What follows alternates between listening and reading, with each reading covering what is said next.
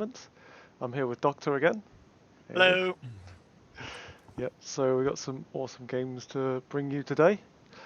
Um, so yesterday we saw Cbot take a lead in Group B, currently undefeated, defeated Kagamine, who looked to be a pretty dominant bot to start with, but I'm not sure if he can come back from that one. Still lots to play in that group though. In Group A, it's Zarzabot in the lead. He's looking good, but one game ahead of Micro Machine and Tia, who are chasing hard on the heels, so still loads to play for, and nothing is yet decided. But yeah, yesterday the games possibly weren't as higher quality as the previous one, but still had fun. So Yeah, I mean it happens. that first day was something pretty special, I think. yeah, So yeah, here, let me move the camera. yep, There we go. Just so I can cool. make my room look a little messier. Yeah, there you go. Fucking clothes on the room everywhere. What fucking noob would do something like that, eh? I know, right? I Here, don't like. oh no, there's a towel over there.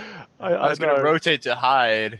Oh dear, whatever. It's fine. Like, just before we came off on stream, I literally just run around and chucked loads of random shit from my room on the floor to make sure it didn't actually look like a completely messy room, but it is. Good, good. So, Yeah. yeah. Happens to us all. Anyway, There we go. let's talk less about the state of our respective rooms and more about some Starcraft games. Sure, let's go. Cool. So I think we start off with early aggro against Cbot. Okay, open it. I'm just trying to open that up now. Yeah, so I think this is one of the return games. I think Cbot won the first one.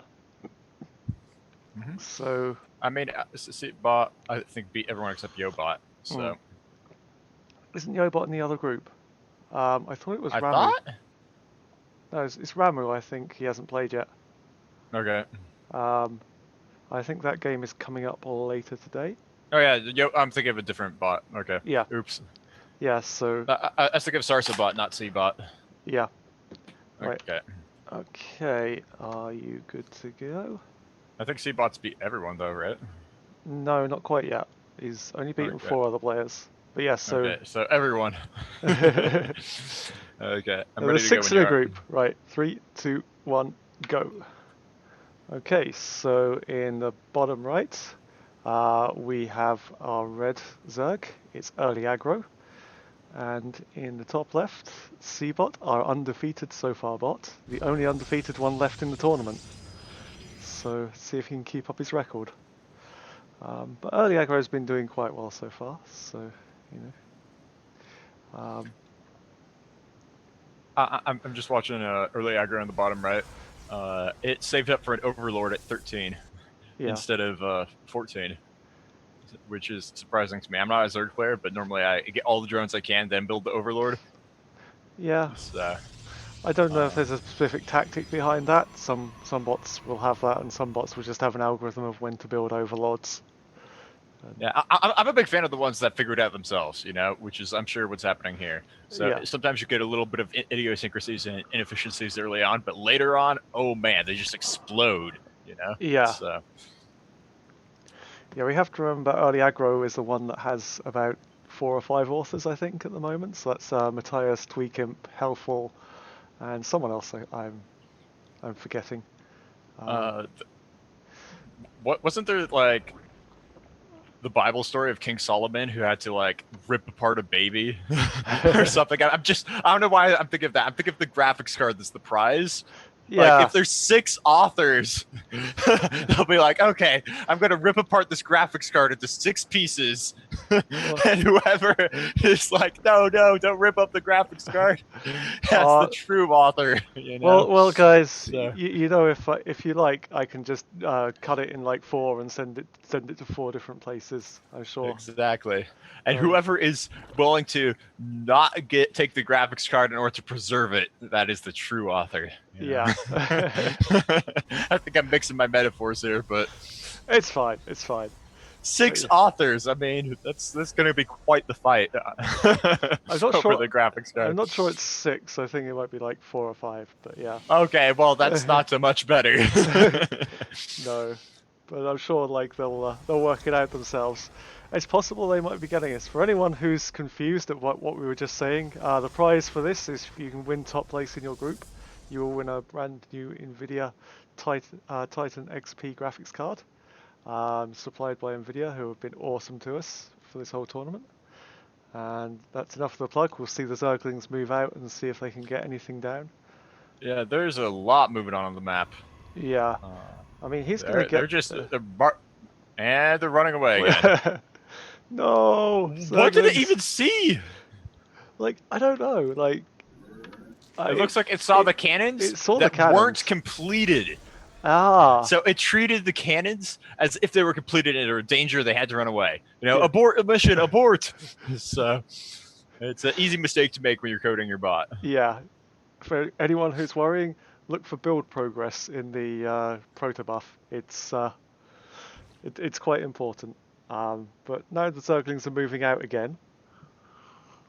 It's a little late though. Yeah, I think no. It was only 2 cannons up. I think. Yeah, we've got, there is. That's true. Like even with the 2 cannons up, you could just run past it. yeah. If I don't think you could get into the main because of the stalkers, but yeah, you'd have troubles there. But you can get past these cannons for definite. Like, I don't know if these Zerglings are going to do it. They're going to take some losses on the way in, but for Zerglings, that's standard. yeah, I don't think they're gonna break it. Oh, No. they might. Oh no, they ran away. I think they could have took down at least one of the cannons. Yeah, but Like no. they're just a little slow.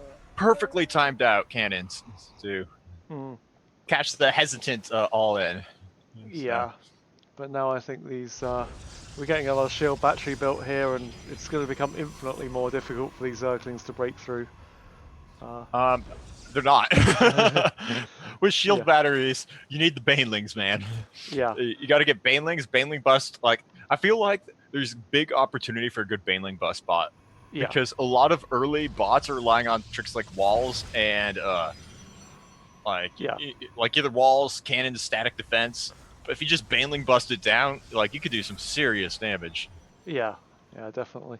That might be a good tactic for next time. If anyone's thinking about it. We're getting a lot of Zerglings. Like, certainly going to be a challenge, but it's not impossible. With enough Zerglings, you can bust through pretty much anything. That is true. We're going to need a lot, though. Yeah. 14 lings on the way, so that will bring the total count to like 49 or something. Yeah, 15 lost so far. So yeah, okay. there we go. Wow. The 49 ling move out timing attack. Here we go. I'm wondering if he can break through. There is a chance.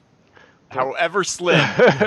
that is quite a wall in right there, and those shield batteries are going to make it very tough.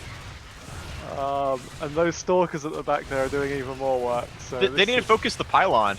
Well, actually, that won't do anything because of all the shield batteries. But yeah, they're not even breaking these shield batteries. They're still. They just drained the shield batteries. So yeah.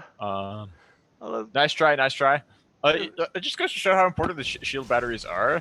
Yeah. Because, like, so what is that? Like, that's like 400 HP or something. Yeah. No, it's like maybe 200. Like, that's a lot of extra like shields. Yeah. If those shield batteries hadn't have been there, yeah, they would have broke through. But we're getting another couple of pylons there.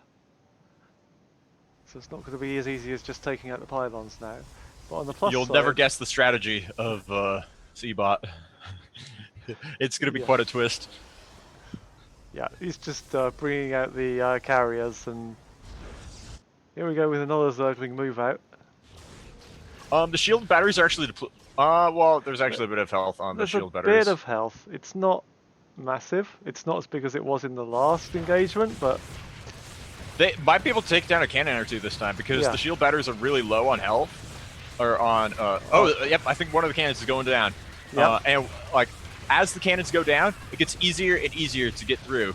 And oh, there's a hole in the wall. No, there's don't. two. Oh man, He could have ran. He could have ran through the hole in the wall. Oh, that would have been so good. He could have got all of that. And he should have maybe planned how he's going to place those cannons because he's never placing that fourth No. one. But now we have carriers out, and Zerglings into carriers, as we discussed yesterday, I think. They don't quite work.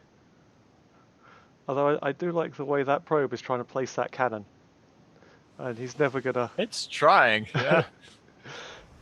Needs a lift from the carrier. Yeah. The probe needs to get on the high ground, get a nice running start, and then jump onto the carrier and hover over. So I'm not sure I've ever seen a Zergling do that. They're not that athletic. I'm talking about the probe. Well, the Zerglings have wings. Oh yeah. So, I mean, they basically, I think they should just be able to fly to the carrier. So, like, what else are the wings for? It would solve a lot of issues with them not being able to get through the wall. So, but... let's see. Zerglings moving out again into carriers. This is not going to go well for the Zerglings.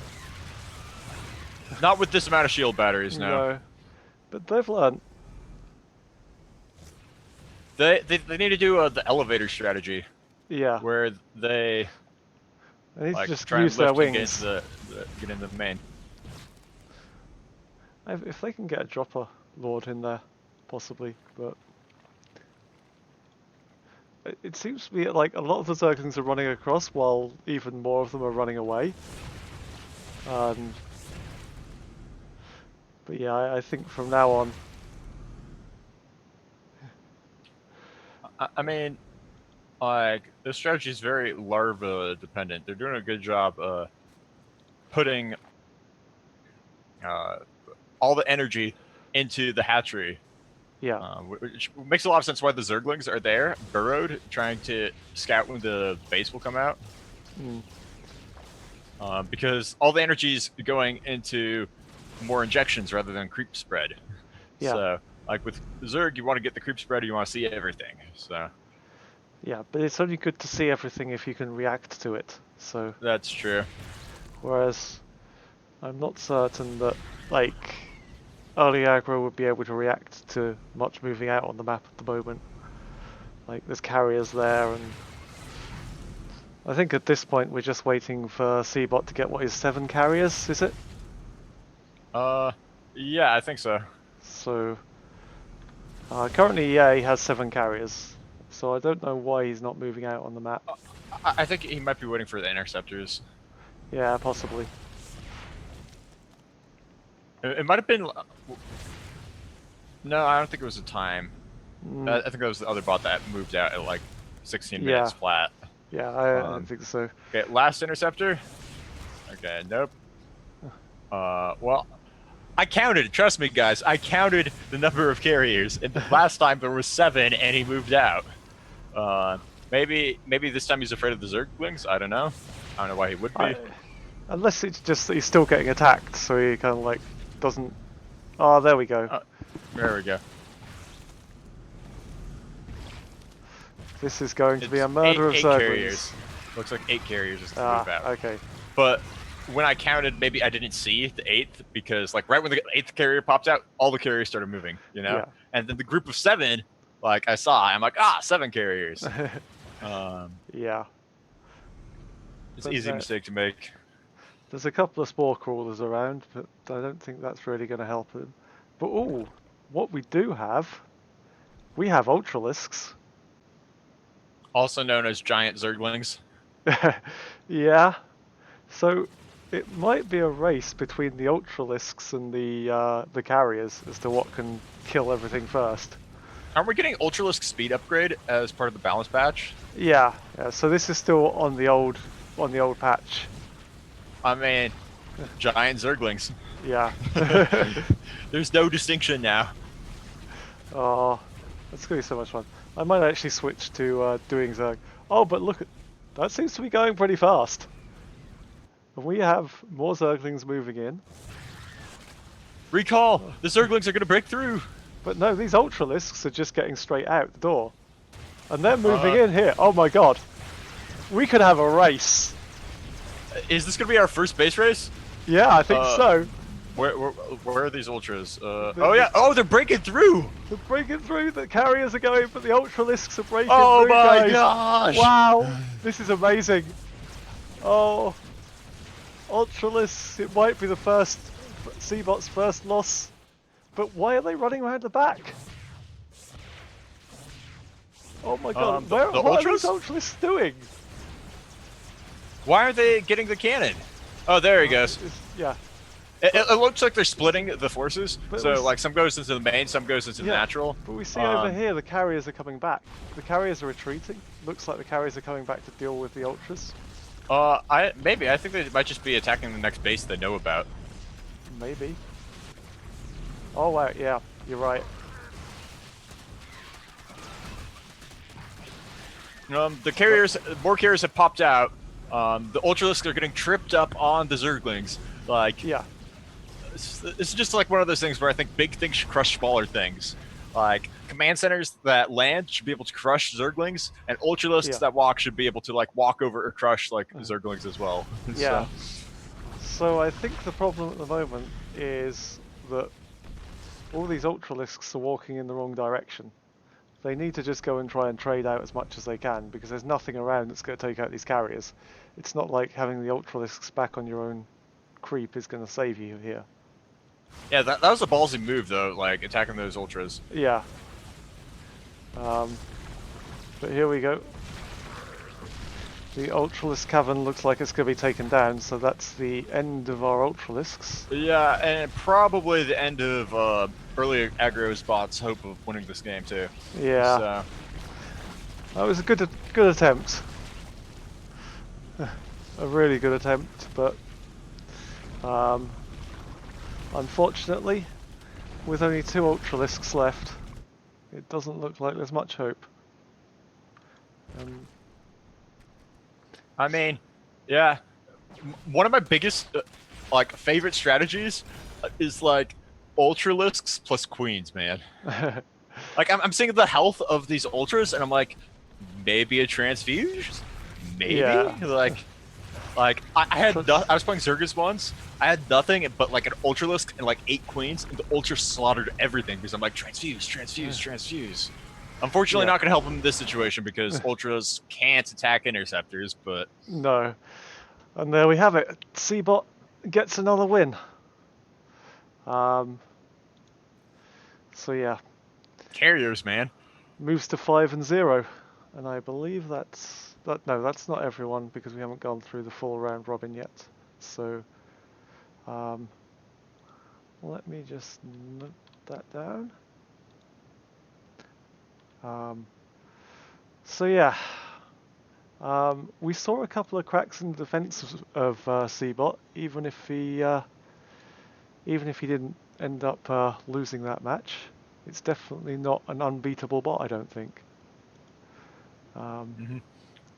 Like, that base trade had some serious potential. Yeah. Like, in a human versus human game, I don't think it would have stood any chance to just recall your carriers, and then what are you going to do? Yeah, so. I think if early aggro had kept those Ultralisks going and maybe 1 or 2 more Ultralisks out, and just actually picked the right targets there, he would have been able to break through and he would have won that base trade there. And if you look at early aggro, he had what, 5 bases up? So that's true.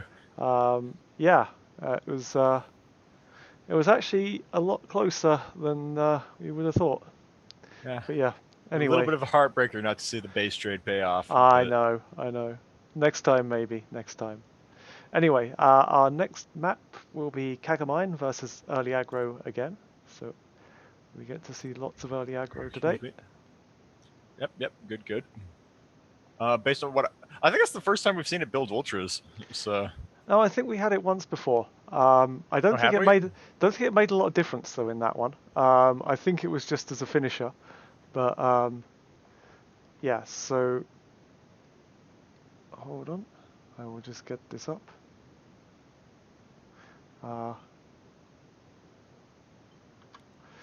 So yeah, are you ready to go? Early aggro against Kagamine? I am ready to go. Going. Let's go set the window up. Going in 3, 2, 1, go. So yes, on the bottom left, we have our blue Zerg. It's early aggro. And the Mhm. top right is Kagamine, who is smarting from his last defeat against Seabot. No longer undefeated.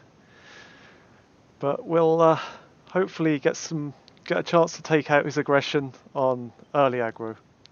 So people from chat are just coming in.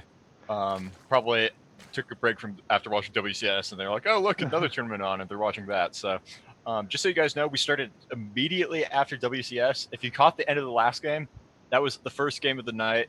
So, at Yeah, least today, Kagamine hasn't played versus Three-Way Lover to answer your question. But yeah, this is the second game today. So yeah, yeah. So if you just came in, you haven't missed much.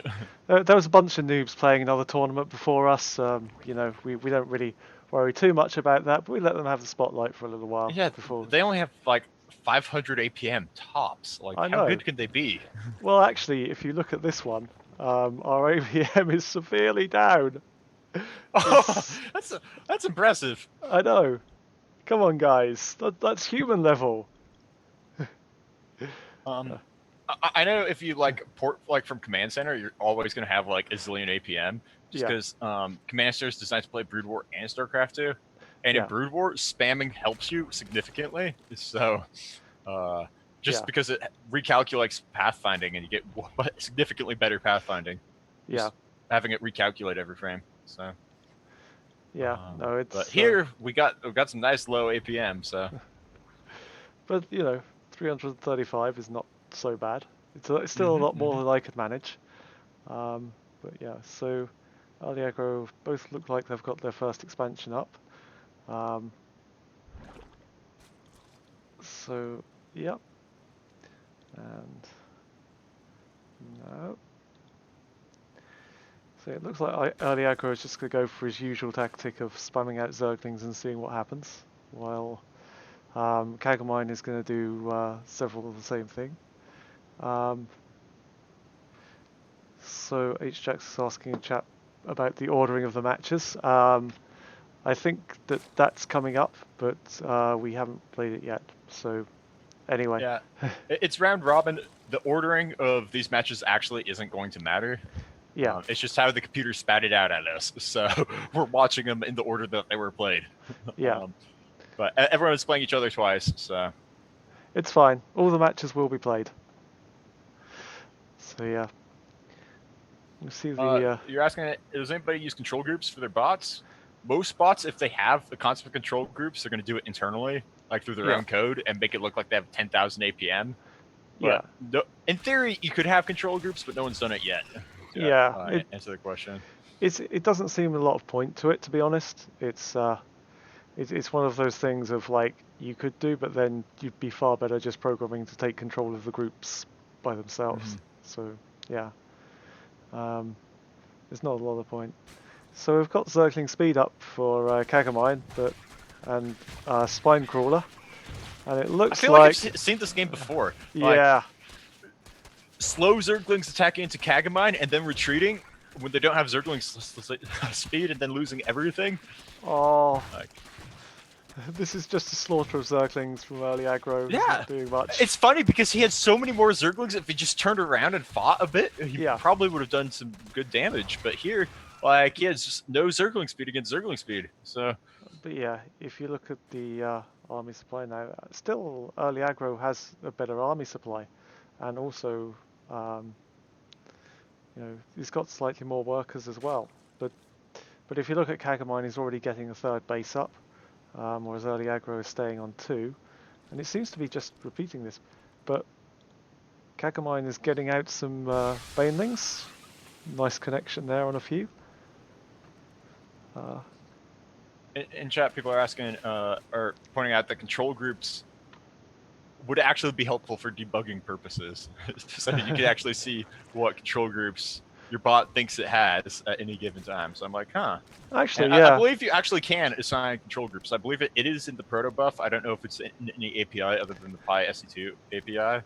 Yeah, it is But definitely in the proto buff. So that's an interesting idea. I hadn't actually thought of that. But yeah, no, that's actually like really good. Like yeah, that would be so helpful to me. Like I could like debug all sorts of things. Like I could be like, oh, this is how many yeah, workers it has at these bases, even just to like get more debug information. So that's a really cool nice, idea. nice thought right there. I'm a fan. So Yeah, no, I might try and work that into my bot. But now we do have Zergling speed for early aggro, so that's good. Good. We got 3 base Kagamine against 2 base early aggro. yeah. Um, I But feel like we've seen this play out before, but yeah, maybe I think this is a different map, so maybe things will turn out a little different. yeah, I think we've got early aggro moving across the map now. I think he's just going to run straight smack into some spine crawlers and yeah. Not into the But, oh, Banelings. oh, the Oh, banelings. he had But like this attack had potential to close the game. If you had yeah, like top-notch AI micro, which bots can have, that yeah. attack could have closed the game. But But I still don't feel it we're was not there that yet. bad because like those banelings didn't take out sort of like the entire army. But if you look at Kagomine now, he has such a huge army supply lead that Mm-hmm. I don't feel like early aggro could really take this.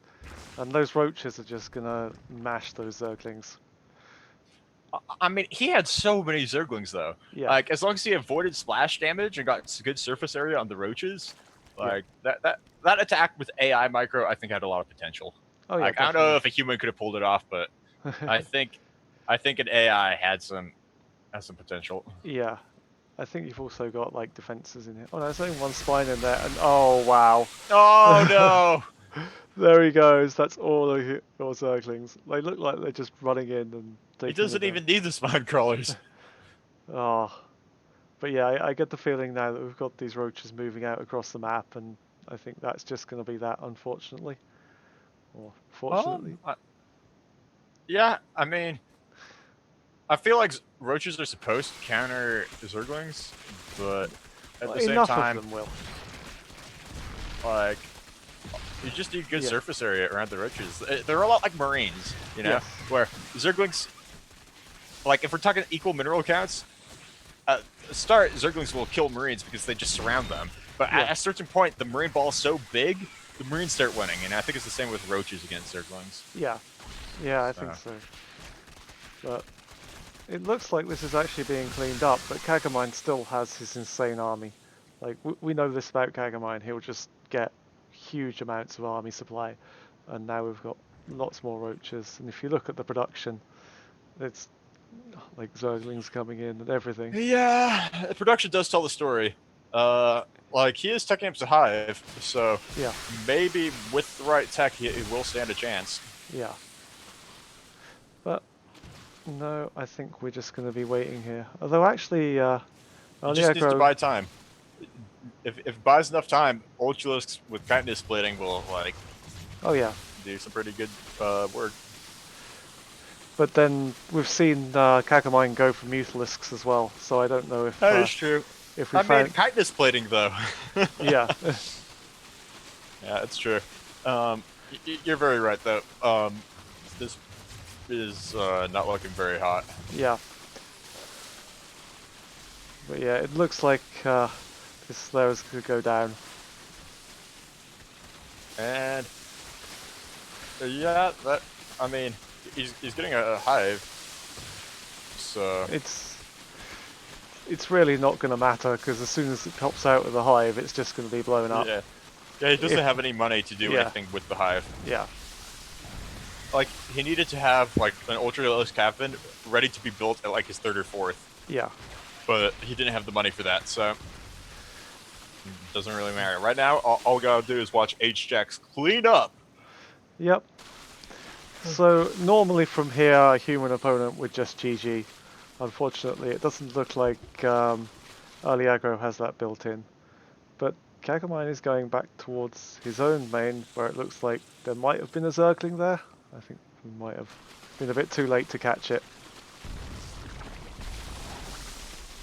Yeah. It's one of those things where, like, honestly, it's unfortunate for us as the watchers that they don't have GG built in. Yeah. But in terms of like actual strategy, like I think it's correct not to have GG built in because there's just so many edge cases in StarCraft where you Yeah. might just leave or like throw the game because like Yeah. GG too soon. So I think we can probably fast forward this a bit now, though. okay, Right. okay, Go fast yep. forward. Yep. So we'll just watch Kagomine take out the rest of the early aggro space. I'm surprised like how little creep spread Kagomine gets. Like, It's I mean, not I just so feel like bad. at this point he should like cover the whole map. Yes, yeah, I think. I mean, I'd say how little, but like he's at half the map right now. So Yeah. And there GG. goes the last hive. Okay. So yeah, Kagomine stays hot on the heels of Seabot. And yeah, it's going to get interesting in this group, I think. It might even come down to see if Kagomine can take another game off Seabot. Then that's going to be very, very interesting. But who knows?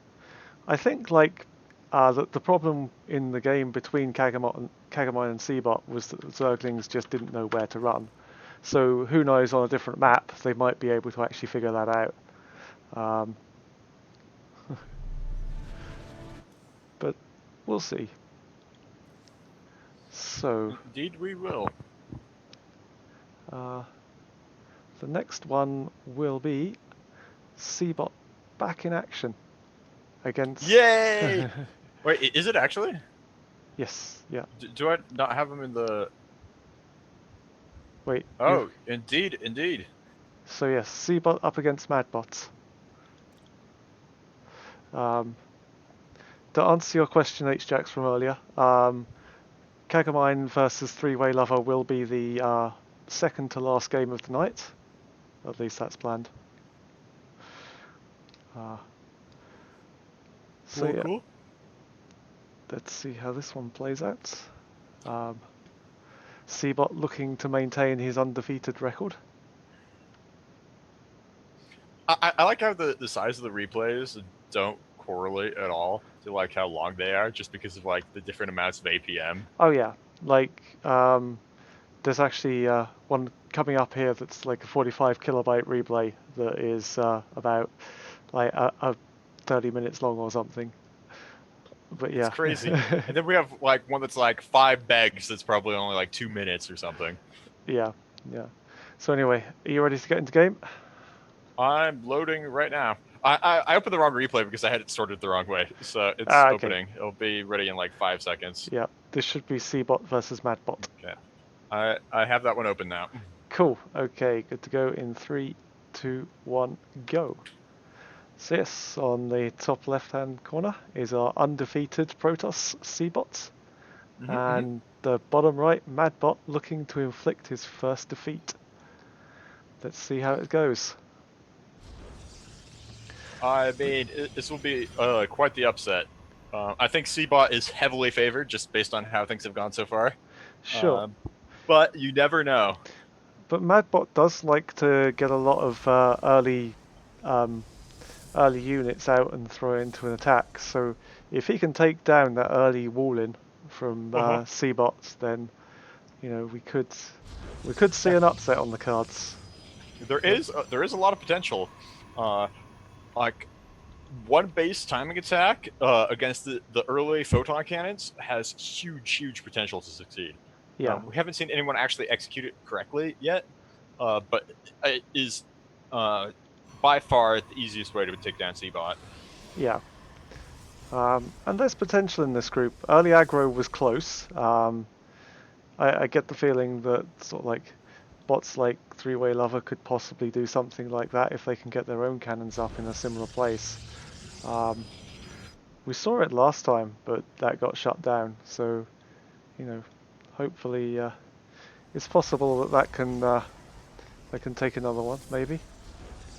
But yeah, I don't think has Seabot faced someone like Raimu yet. Actually, Raimu might be fun for it to play.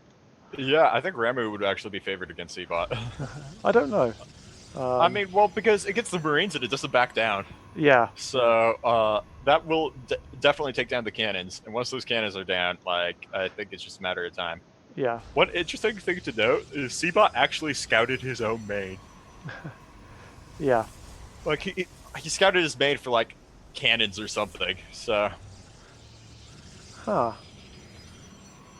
But yeah, so Madbot it's a just strategy I do a lot. I don't think it's done a lot. no. Sorry.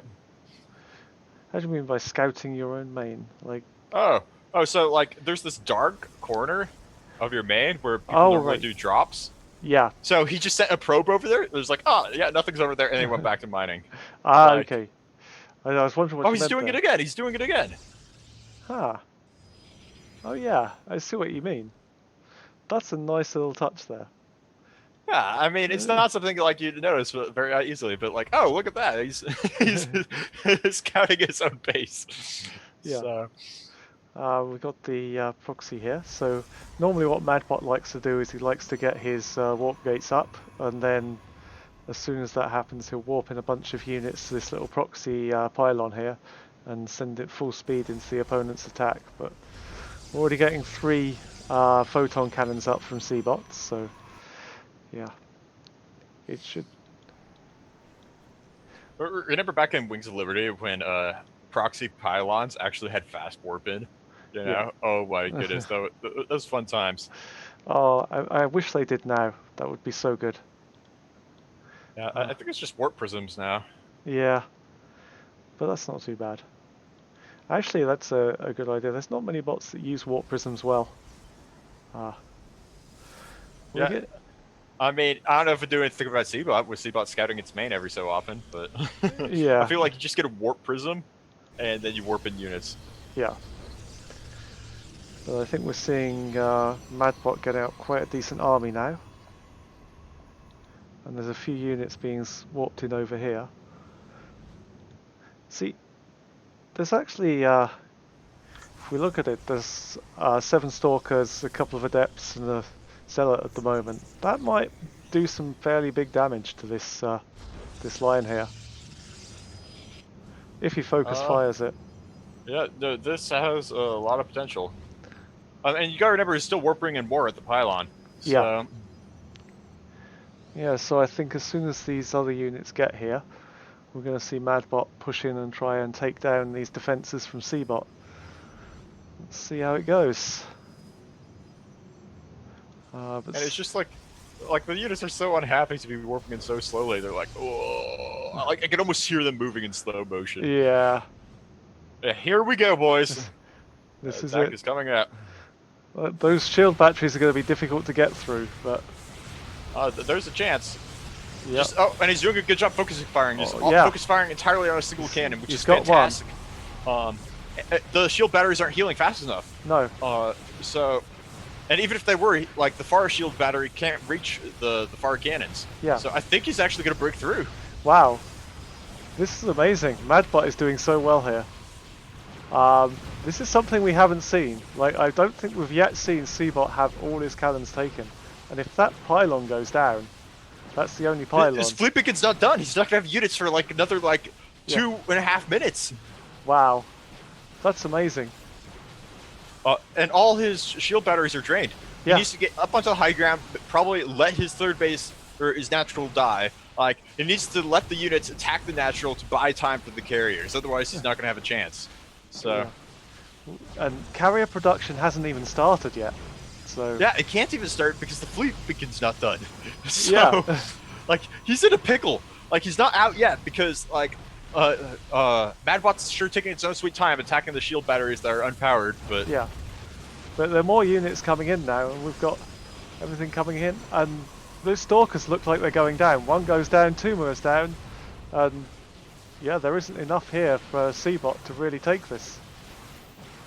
Yeah, if Madbot marches into the main, Seabot loses right now 100%. Yeah. Wow. Even if he's only doing damage to the natural, he still has a good chance. Like, he could do significant damage to the natural, and if he takes out this base, carriers aren't going to pop out fast enough, and like the slow drip is going to like cause a serious like what do you call it, imbalance, I guess. Yeah, So stalkers are very good at taking down carriers in low numbers. Like, if you've got loads of stalkers and only one carrier, that carrier is going down. But he might not even get carriers out. he has a carrier on the way. He's not chrono boosting Wow. it though. So This is going to be close. Oh, this yeah, is going to be very close. I know it's gonna be so close. But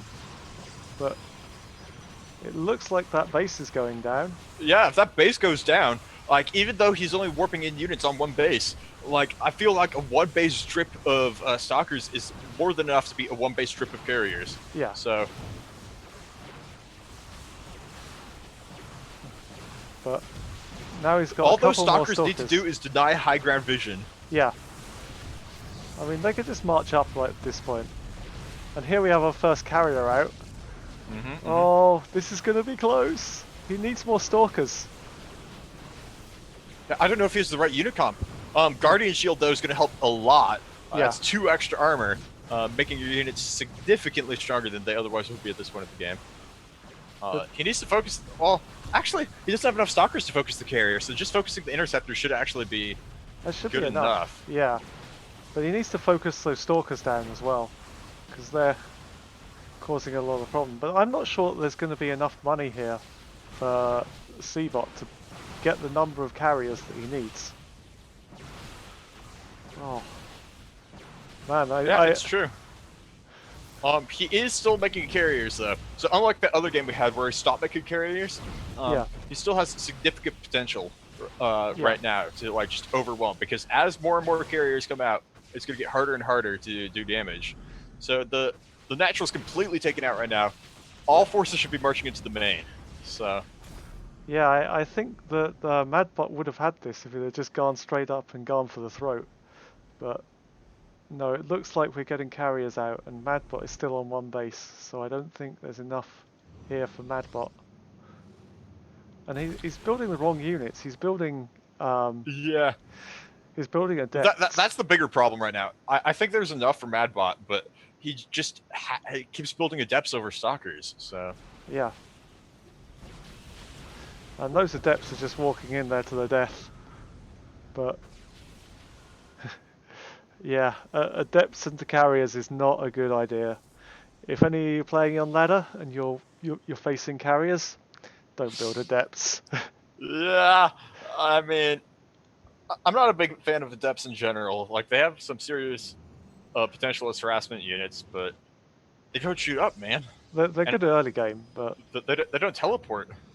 yeah, Like, I'm just a bigger fan of stalkers. Like they shoot everything. They have a lot of health. yeah, They're just good. You attack move with them. Do a little blink micro. yeah. +2 air weapons is on the way. I didn't even notice +1 finish. So. But yeah, we now have 2 carriers out, and although the economy of Seabot has been put a long way behind, it will catch up eventually, I feel. Yeah. He is back on 2 bases. Yeah. So. But I don't think Madbot even knows about the second base yet. No, he doesn't. So Even if he did, I don't think there's too much you could do. 2 carriers No. is a lot. Once Graviton Catapult finishes, if he moves out, and it's finished now, there's no harm in waiting. Like, Yeah. as he waits, his advantage is going to continue to grow. yeah. Well, we're getting a couple of stalkers come in, but that's not really going to do a lot. Sorry, I have an alarm going off. It is the daily ritual of having an alarm go off and then just turning it off again. There we go. But for some reason, Seabot likes this protection here for his natural, even though it's not a even though he's got a base outside of it. So Yeah, it's funny. Security by obscurity is what I like to call it. As long as he makes it look like there's a natural there, maybe Yes. like they'll never know. So yeah. There we go. So he's building up his carrier. He's got another one in production now. As we see another attack from the stalkers of Madbot, but I feel like this is too little too late now, sorry. yeah, I mean the sentries are being Like they're not even staying inside Guardian Shield. Like you can No. see how much big a difference Guardian Shield makes.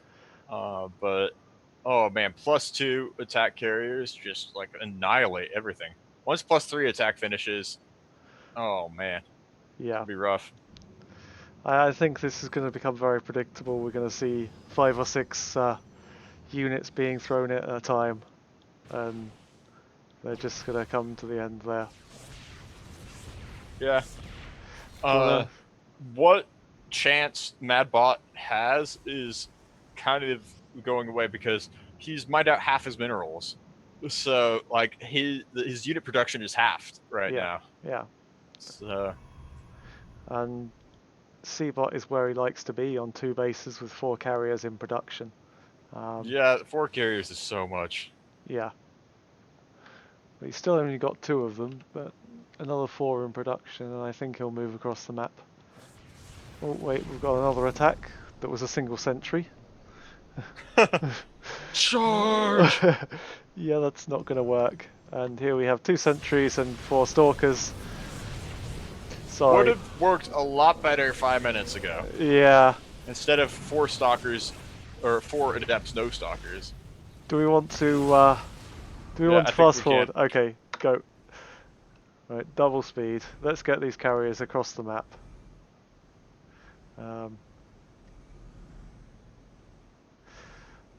So how many have we got now? I think it needs to get up to 8, doesn't he? Uh, yeah, I believe that is what we established as the trigger. Once those 3 in production finish, he will have Yeah. 8. So Carriers take so long to finish, though. It's I a little know. absurd. I find it so hard. It's like you just you need to get those carriers out, and they're just like so slow. But One thing he could do is spend money on a mothership. You yeah, know, like he has. I don't think he understands the concept of making more than 8 carriers. yeah, I feel like he stops making pylons. yeah. Oh no, Because he's still trying to make pylons. He just doesn't know how to. you know what's better than 8 carriers? 8 invisible carriers. I thought you were gonna say 12 carriers or something. Oh, that as well. But you know, like invisible carriers are pretty cool. And the shadows of these carriers look like the ship from Treasure Planet. Yeah. Like just the silhouette. Oh yeah, I'd never noticed that before. Well, I play with carriers a lot, so. And here Yeah, we see. I normally play with like various skins. So Yeah. And here we see another victory for Seabot. So we just mark that down.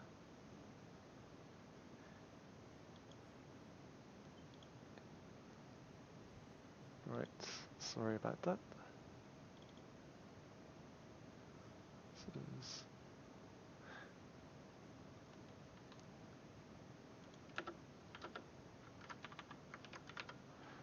right. Okay. Okay, our next game, I think. Let me just. Sorry about that. I was just updating the brackets. So yeah, Seabot wins again. I think we're seeing a pattern here, unfortunately. Well, fortunately, if you're AIC, Seabot is a very well-made bot. Seems to have exactly what's needed to counter everything on this group. Yeah.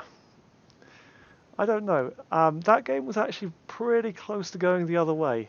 They just needed to get those stalkers up the ramp, and he would have taken everything out. yeah, he needed to attack move into the main instead of attack moving into the natural. Yeah. But So next up we have a three-way lover against early aggro. okay.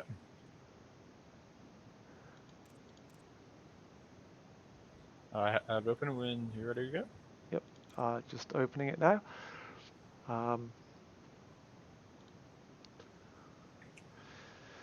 So yeah, three-way lover is our nice cannon rushing Protoss bot. He seems to love cannons. And early aggro again. I think we're going to see cannons against zerglings again. Should be a fun game. So let me know as soon as you're ready. I'm ready when you are. Cool. In 3, 2, 1, go. So in the top right hand corner we have our red Protoss. It's three-way lava. And in the bottom left we have early aggro, who is our blue Zerg. And I entirely forgot to turn the overlay on. Sorry. But that's pretty cool. So we got our probe moving down. Sorry, I just need to go grab some water quickly.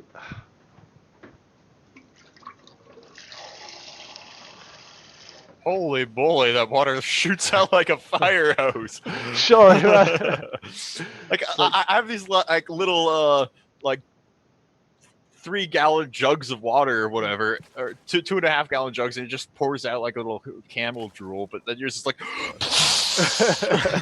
it's a little absurd. yeah. So, it's good to have that when you're talking so much. But yeah, it looks like this this early pylon is going to get scouted by early aggro. Although the pylon does finish. This looks very similar to the game that we had last time against these two bots. Is this the same map? No. It's a different map, I think. I don't remember, but I remember the probe parking his pylon underneath the Overlord, and then all the drones coming and taking it out. So yeah, that seems to be the way.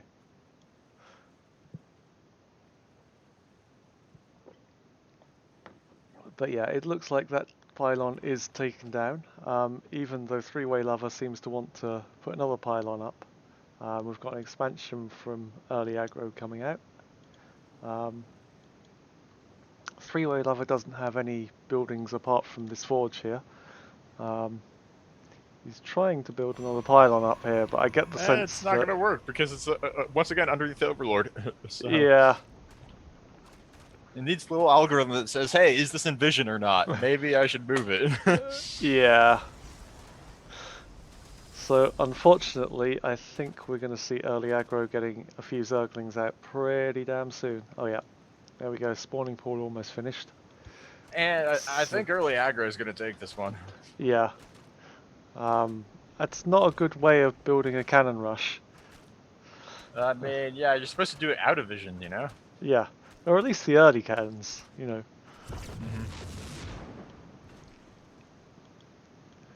Oh. Like, if you build it like in the bottom right corner of the natural, like he's Yeah. never gonna see that. But we've still got all Because these hatcheries have like no vision, so yeah, it's one of my favourite tactics when I'm cannon rushing Zerg, is just to build it at the back of the natural, and then like, they really can't see it as soon as they put their hatchery up. yeah, But yeah. And it's just gonna keep sending workers out and losing them. So Oh, I poor don't know three-way if lover. yeah, I don't know if it has a follow up here. It's gonna try though. But no, I think these Zerglings are just going to march across the map and take everything out. There is a gateway now for three-way lover and a cybernetic score, so you might be able to get some more army out soon. Is he going to be able to afford it with this building placement? He's trapped one probe into a place where he can't mine at all, and these bottom two mineral patches are effectively useless. Oh no, I think this is it. These Zerglings are just too much. Yeah, I think we can fast forward now. Well, let's keep it going. It's not going to be too long. Okay. Hold okay. on. Yeah, just see if he gets around. Because there's actually like that cannon in the back there might be able to do some work, because there's no way he's going to get to that anytime soon. Yeah, that's true, but I don't think he's going to be able to afford anything with the building placement. No. Like, and all his probes are going down now. He's trying to build another cannon, but that's going to get cancelled. Yeah.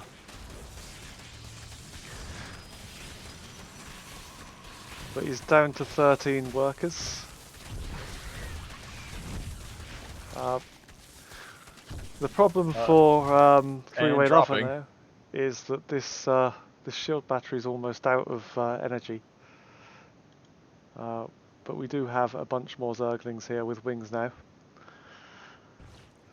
Fancy some Zergling wings?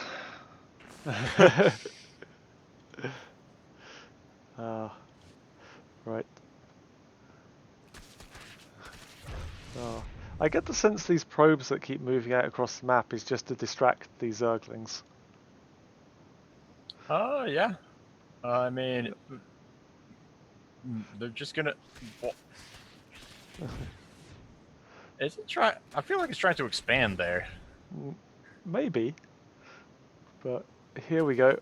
Zerglings back in the main. There is a few cannons here, so it might take them a while to power through these. But there's certainly no reasonable response here coming back from three-way lava. These buildings are getting lower, but they're still providing a good wall off. Yeah, it's not looking so hot. No. Okay. There's nothing coming back from three-way lava. I think we can go for a little fast forward here. Ready? Okay, go. Just until we get all our new lots of Zerglings coming over.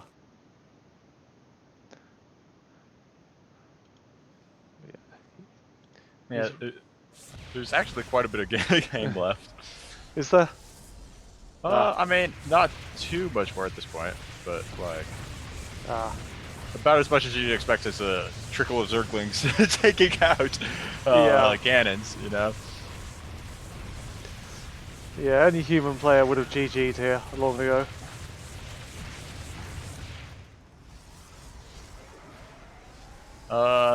Yeah, I don't think they're coming back. They have one worker and no base. Yeah. So are we happy just to declare this a win for I early think aggro? so. Yep. Okay, guys. GG.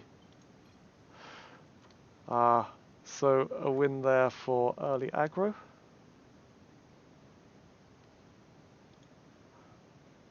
Let me just note that down.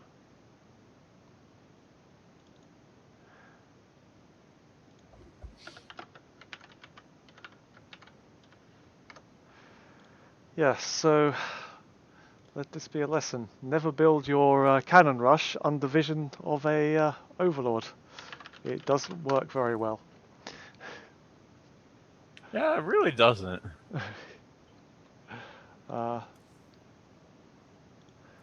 So next up we have Ramu against Seabot. I think Ramu has a chance. I think they fought before and it was really close. Yeah.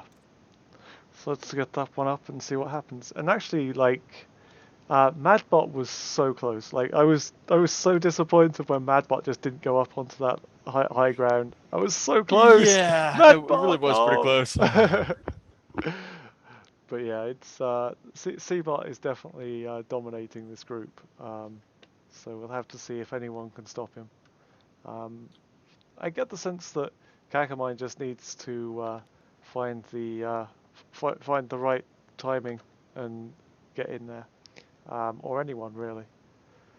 So yeah, are you loaded up in game? I'm loaded and ready to go. 3, 2, 1. Sorry. Yeah, no, I'm ready. 3, 2, 1, go. Okay, on the bottom left we have our red Terran. It is Reimu. And the top right, it's the blue Protoss, undefeated so far. It is Seabot. Slight delay on that pylon there from the other probe. I don't think it's going to affect him much. Yeah, all good. So yeah. Little things don't matter too much. No. Unless you have delay when you're like making workers. That adds up over time. Yeah. So I do like the formation here from Ramu. It's like they have like the SCVs just waiting to make their buildings. yeah, it's a little comical. Wonder if this probe's going to get in. Doesn't look like he is. I think he's doing Ooh. it to make sure he has the wall up as fast as possible, so he Yeah, doesn't die to like Zergling rushes and whatnot. yeah. So there are a few of those in this group. So Ramu, if I remember rightly, just likes to get lots of barracks up and send in lots of marines. Yee. I'm actually favoring Ramu this game. And when I say lots of marines, I mean lots of marines. I don't remember exactly what the marine killed count was in one of our Ramu games, but it was pretty intense. Like there was a pretty big massacre there. Yeah, the no Marine was spared. Yeah, he does have the record for the most marine deaths in a game. Absolutely. But yeah, so it looks like we have our first cannon going up after the forge is completed. Um, we have a couple of marines in production now, and 4 barracks. Ramu does not spare on the barracks. The 5th barracks now being built for Ramu. Is this the first time we've seen these play? Yes. Okay, because Oh, I think this might have been one of the matchups we didn't get to last week. yeah. Yeah, no, that's entirely possible, actually. I just looking through the replays. I'm like, oh man, I think we might have missed these guys. Yeah. So we saw Tyr versus someone else that had the Marines on this map. Oh, was that... Oh No. yeah, 5 minute bot versus Tyr. Oh, was that... Uh, Yeah. I think that's the game we're thinking of. And it was Possibly. on this map, but 2 different bots, same races, same spawn positions. Let's see what happens. So. Yeah, no, I don't know that I could take so many marine deaths with that one. That was hard to watch. You know, like all these people. It reminds you of that scene out of what's it, Starship Troopers? Oh man, yeah. Like a lot of StarCraft reminds me of Starship Troopers. Yeah, yeah. It really does. Oh, but it's got a fair marine count up now. I don't know if it's going to get through here. So we have the traditional 4 cannons, 3 shield batteries. And we have some marines moving out on the map. I get the feeling this is going to be a close game. Yeah. I hope so. I can like the Marines trailing in the back, and it's the army sergeant. Go, go, go, man, go! I just Yeah, like hear them here. like shouting that as they move out. Like they all move out at the same time. They're like, yeah, yeah, yeah, yeah. Yeah, we've Like, got. and here they go marching into the pylons. We got this guy here who's our sergeant. Who's gonna. Oh, where are you going? No! No, No! no! Go, go, go! Into the corner. Oh. Oh man, no! Oh. Ramu! I had such high hopes. But no, this is exactly the same problem that Kagamine had. Um, it just didn't know where to go. Oh man, like this could have done so much damage. Anticlimactic, man. That's what it is. Like I think that sergeant needs to get fired. he's in there just as confused as everyone else. No, That's the problem. it's not. Go, man, go attack the wall. It's like, sir, no questions, just do it. Yeah, but it's not the sergeant's problem. It's the generals. It's the people in control. You can't just go firing the sergeant every time. Well, Oh. I mean, the general's like, sir, you need to go attack the enemy base. I believe we have the opportunity to win. And sergeant's like, sir, yes, sir. Into the wall, man. That wall wronged our forward front. There's a century ago. That wall's no longer for this part. And no, we will spare our guns. We will just run straight into it and take down the wall this way. So, But I will say one good thing for that sergeant. There's a lot more survivability in that corner right there than there is in that wall of photon cannons and shield batteries right there. He is going to save his men. That is true. I'd rather be one of the men under the surgeon's commands than versus Tier versus Micro Machine. Yeah, yeah, Yeah, definitely, like definitely. You know, this sergeant is being heroic and saving his troop. Good job, man. Good job. We appreciate it. so. This is a bug, but all it needs to do is see an enemy unit. So if it sees, it's not going to happen until one of the carriers is out. But the carriers tend to hover over where the cannons are, right? So if a carrier sees a marine, it's going to start attacking the marines. Then all these marines are going to come start attacking that carrier, right? And then it Yeah, might break through. So it's possible, but because don't. this happened with my bot Yeah, against some bots, like they'll just pile in the corner, then eventually get to the wall and start attacking. So yeah. We have the fleet beacon coming up now, so the carriers won't be too far behind. But there is a phoenix being produced, so it's possible the phoenix will come out and Ramu will see the phoenix and start killing that. yeah, based. Oh wow, the Phoenix is going straight down. I was gonna say if No, the Phoenix makes a beeline straight to the enemy base, like it would run right past the Marines and like it shot down. But it's taking. Oh wait, no, no. Oh yes, this is the exact path. oh, there Oh, we go. No, come on. like that was the exact path it needed to like lure the Marines into the cannons. Oh, but yeah, that's quite a big marine count now. So It is true. 75 Marines. yeah, I mean this many marines is going to be a severe trouble for their carriers. So you know, not all hope is lost yet. That sergeant could yet prove a heroic sergeant. He's oh, but I don't know how many barracks we got. 5, 6, 7. Going for our 8th barracks now. Yeah. So I don't think Ramu lets up. I think he just macros and macros and keeps making Marines. Yeah, So that is actually one of the strategies I think that could take down Seabot. it could do. We've got no gas at all from. Oh wait, we're going in. This is it. He's taking it down.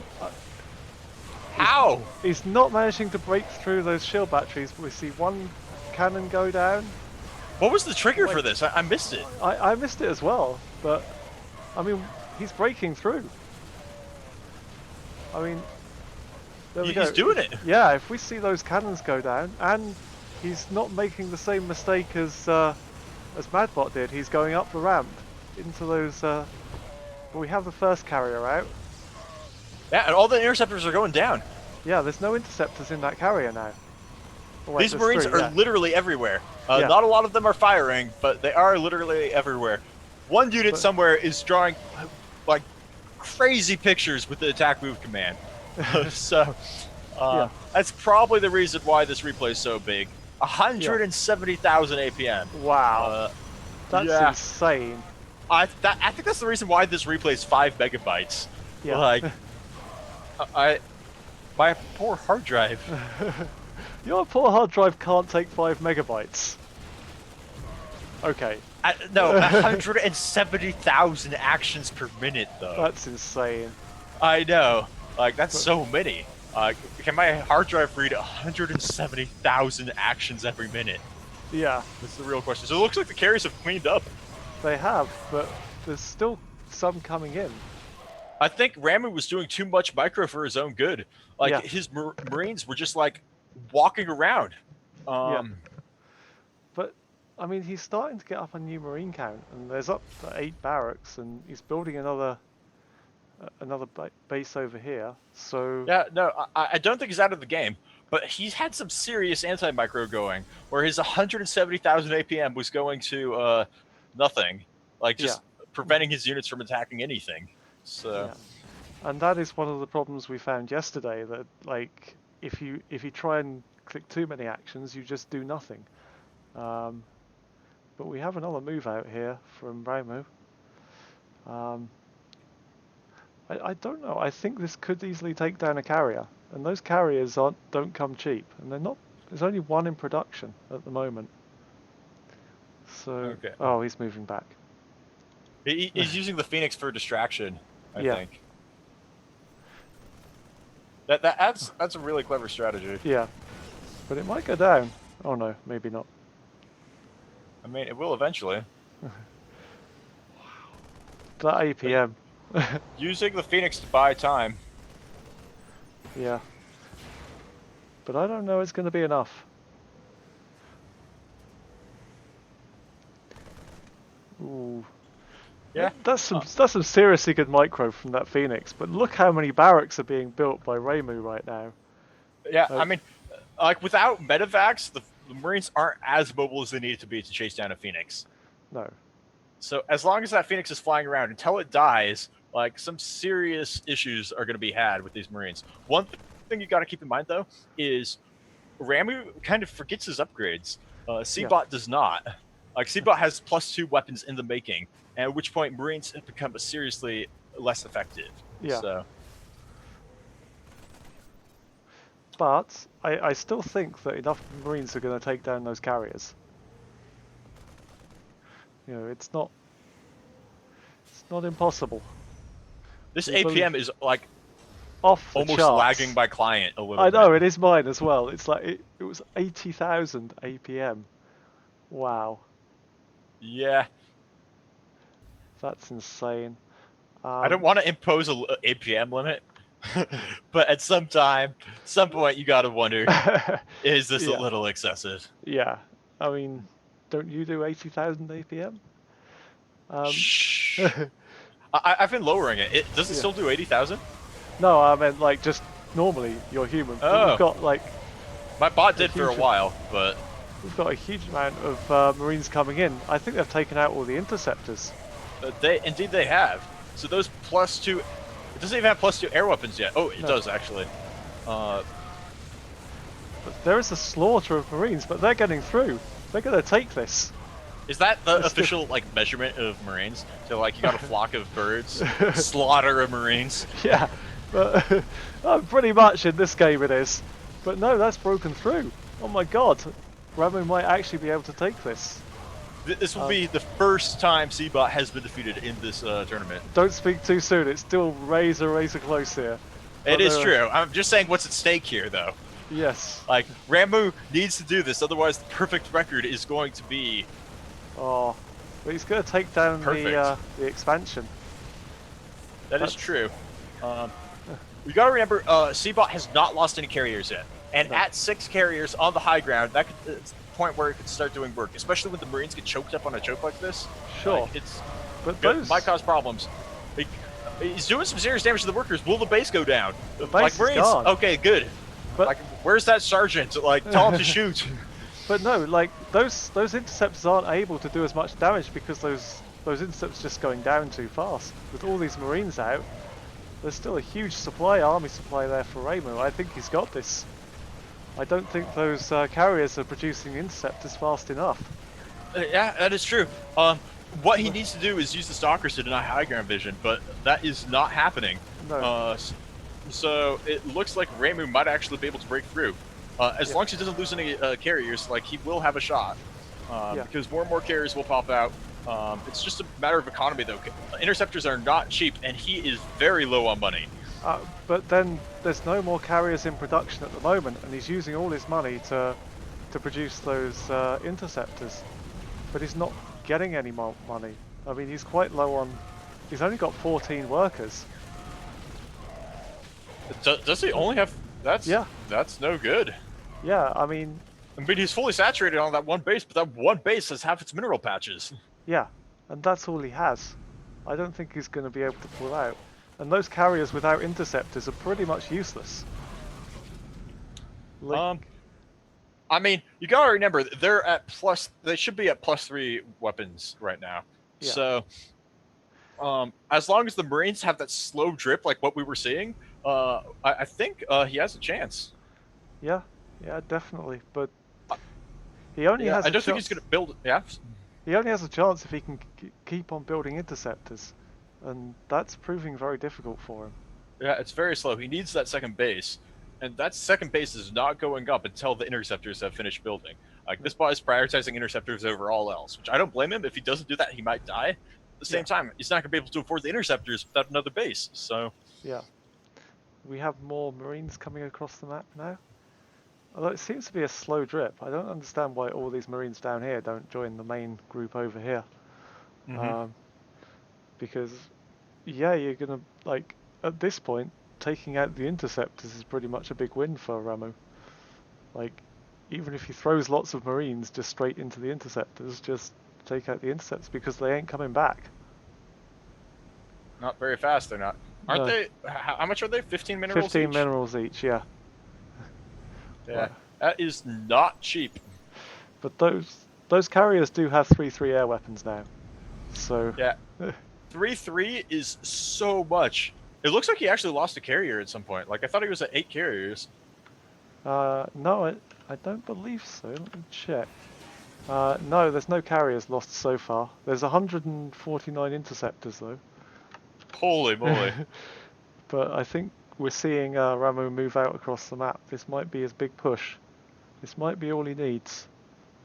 He's not sending everything though. Now is the time for that control group debugging. Yeah. Like, why is only half the Marines going? Like, where is this other control group? Are they even in the control group, etc.? Yeah, it's that will be really good. It will also be useful for just deciding how much of your army you need to take back to defend a threat back home. But I think all these carriers have 2-2 air weapons and full of interceptors now, so this is going to be a fight. We see lots of Marines going down. God. But the interceptors are being taken out pretty fast as well. I don't think he's gonna pull through. No. Like he spent like the past 5 minutes rebuilding all those interceptors, and he's not gonna get more. Like, oh, he's completely mined out. Yeah. And he's not like distance mining. No, he's dead. This is it. This is the time. Seabot is going down. The first time he's been defeated this tournament. It's happening. Seabot He's pulling the boys, but it's not enough. This guard, he's no workers, he's no interceptors, he has no offensive capability whatsoever. Seabot is going to be defeated. This is It's happening. Raymond. There is one chance, but I don't think the bot has enough creativity to do it. He needs to suicide his carriers into the Marines. He has to crash them into the Marines. But it's not happening. Raymond, you absolute monster. You've taken down Seabot. You've given him his first defeat. Not even Kagamine, our awesome Zerg, could actually manage this. But Raymond, it's amazing. You are a hero among our people. I was worried he's going to get out undefeated, which, I mean, I wouldn't mind. Like, carriers are hella fun, but at this point, they're just flying paperweights. I know. They're like, you'd be better off replacing them with observers right now. Not even that. Like, there's no interceptors, there's no workers. Yeah, he has absolutely nothing but 5,000 APM. But when your opponent has 180,000 APM, then like there's not much you can do. You might want to show APM tab. People were asking for it earlier. How'd you show it? M, the M key. M as in Nancy. 188,000 APM. That is insane. 88,000 miles per hour. 188,000. That's crazy. That's insane. This is a win well deserved. Yeah. What's he doing? Meanwhile, Ramu is just macroing up. I don't know where he thinks he's going, but at this point, he deserves to run a couple victory laps. I mean, victory lap around the park. There we go. They're celebrating that they were not under the command of the general at the first, like the start. They're like, these are the true heroes, you know? Oh come on, that general was pretty sensible. Yeah, he was the true hero. He may even still be alive. Matthias is asking in chat if a draw is still possible. Well, I don't think so. But my God, Ramu, you're an absolute monster. People in chat are saying Ramu needs a frame skip. That'd be like the Band-Aid patch. What you gotta do is you gotta remember what unit commands you sent your units, and don't repeat them if you've already sent. Yeah, that's the true way to lower your APM, because you don't need to spam your move commands over and over and over again. No. One move command is good enough. But yeah, it looks like we are going to get this taken down. I think his carriers are going to live. I don't think Ramu's that bothered about the carriers. He's just taking out the buildings, which is pretty much. I mean, the carriers can fly to the corner, so I don't think they're going to die.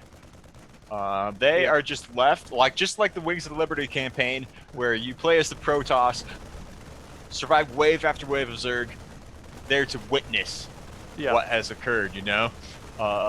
These carriers are here to witness the tragedy. Oh, Seabot, his first defeat. I think maybe we can actually fast forward this a bit. There's not too much, but we can go ahead. Yeah. Actually, a draw is possible. If Ramu just doesn't actually attack these remaining buildings, then under the rules of the tournament, that will be classed as a draw. What happened? What is the conditions for a draw? So a draw is 45 minutes in the tournament. Okay. On ladder, it's an hour of real time or 45 minutes of game time.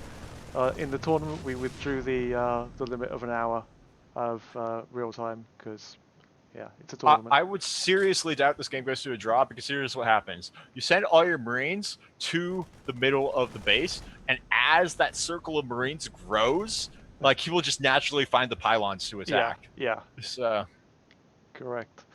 But it might take a while here. yeah, it might. Or it might There just we go. happen like right now. There we go. So. That's getting down. Goodbye. GG. Seabot has been defeated. That, We will he have... uses the emoticon, the GG emoticon. GG! It's just, oh man. Yeah. That was probably among the most exciting games we've had so far. Oh god, that was crazy. Just because we now have no undefeated bot in the entire tournament. So This match had everything. It had like bots running into walls, carriers going down, like, oh man. Anti-micro, but yet against all odds, Ramu managed to do it. So. Yeah, that was insane. I wonder how many interceptors died compared to how many Marines died. I have no way of telling because I have the old replay interface okay. right now. Yeah. Just so I can see like how fast what the game speed actually is. So. Yeah. Right. So after that one, our next up we have Three-Way Lover against Early Aggro. Here we go again. Okay. I have completely. What? Wait. Okay, I'm looking for. Oh wait. Am I going in the wrong order? I see what's happening. Oh yeah, sorry. I think I've got this in the wrong order. Apologies. The excitement of the last game got to me. Are we in the wrong order? I had the wrong folder open. So. Oh, okay. So, let's see. Date. Let's get rid of date modified and type because I know what type these files are. Yeah. Date created. Sort by date created. Yeah. So it is Three-Way Lover versus Early Aggro, right? Is it? We've done Kagamine versus Madbot, right? Wait a second. Just let me check this. Yeah, you might be correct. So we've done Early Aggro versus Seabot. Wait, no. I think we're on Kagamine versus my Adbot. Let me check. Yes, you are correct. Kagamine against Madbot. And then... So it should be Kagamine versus Madbot, Seabot, Early Aggro, Kagamine, Three-Way Lover, and then Madbot against Ramu. Yeah, okay. That was... That's our order. So yes, apologies. Yep. But yes, this one is Kagamine versus Madbot. There's no need to apologize, man. We need a little bit of downtime and like to cool down from the excitement of that last game. That was good. That was really something. Yeah. So question from chat: have all of the Group A games already been played? They have been played. We have replays for them, but they will be released on our next stream. Okay. I think we should probably do one during the week because we're slightly behind on our schedule. So it's up to you if you're free one day during the week. I will try. No promises. Okay, cool. Because like I work during the same hours we've normally been casting. To be fair, if we cast around this time, which I doubt because I think this is late for you, then I could do it. It's fine. I mean, I could do like Tuesday night at this time. It's because I don't. Oh yeah, because you got time off work. Time off work this week, so we can do whatever. Okay, we might be able to do it then. So anyway, might be able to look at the beta site a little bit too. Yeah, that would be good. I'll have some time for that. But yeah, you ready to go? Yes. Cool. In 3, 2, 1, go. Oops, I hit the wrong key, but that's okay. Okay, that's fine. So down in the bottom left, we have our Zerg. It's Kagamine. And up in the top right, we have Madbot, our Protoss, who likes to do lots of one base rushes. Kagamine's actually got pretty good defense against one base rushes, but the first, I think the first match was a win for Kagamine. We'll see how this one goes. Doctor, I think Oh, you've got some. we need to change your view. We're looking at ourselves, man. Oh, sorry. I was gonna say the audio is kind of weird too. Yeah, I think your audio is a bit messed up because you're getting lots of weird noises. Oh, you're here like. Yes, that noise. Ah, that's better. Sorry. Okay, what was it, me? Yes, yeah. I think you were just kind of like, lots Oh, of it was noise. the fan. It was the fan. The microphone. The fan was hitting the microphone. Ah, So, okay. got it. Got it. Okay. My bad, guys. It, Let me rotate this fan so it hits my feet. It was a little warm in my room, so I need the fan, but not in the microphone. it's your biggest fan. It truly is, Uh, but it's still on the small side. oh well. So Kakamine going for his early expansion as normal.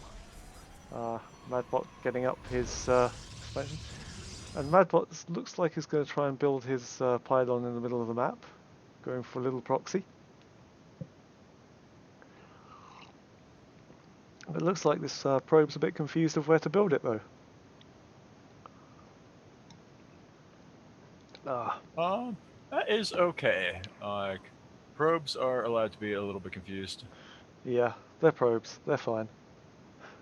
I mean, they are AIs. If we've learned anything from how AIs behave, they're all confused. No, he's going to go in for a little scout, see what's... So Neki's asking if Ramu did... Wait, we've only casted one game of Ramu versus Seabot. So Ramu has played both games versus Seabot, but I don't think we've casted both of them, have we? I'm not sure. I'd have to go back check the last replay. I think we stopped at the last three from last week. So yeah. I think we missed it. Possibly. Anyways, that's fine. We can figure this out later. Yeah. The question is right now, will Kagamine be able to hold against Madbot? He's going... and going for an early third is not the way you normally do it. So, although I have to say that Madbot's rush is not normally as fast as some rushes on here, so it's true. It does hit pretty hard once it gets there, but it's not normally as fast. And I haven't seen the proxy pylon. Normally there's a proxy pylon out. I don't know if that will... Are we seeing the probe out to build that? I'm not sure. Like the probe went to build the proxy pylon, but it never did. Yeah, so the rush from Madbot might be slower still.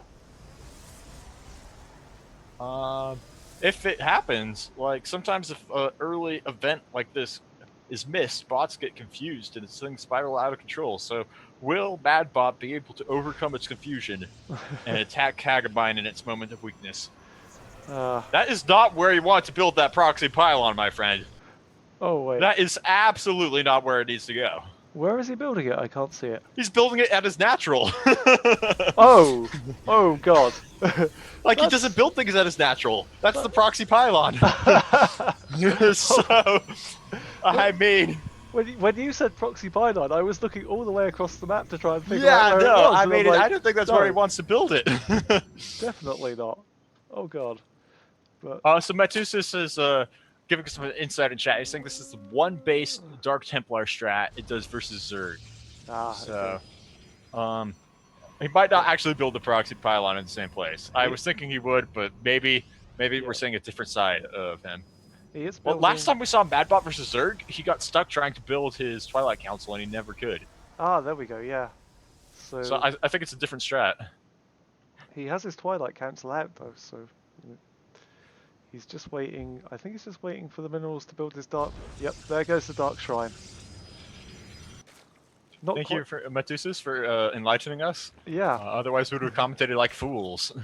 good call, So, man. Good call. But the dark shrine is definitely not the. Oh my god, has he just trapped all of these units into that area there?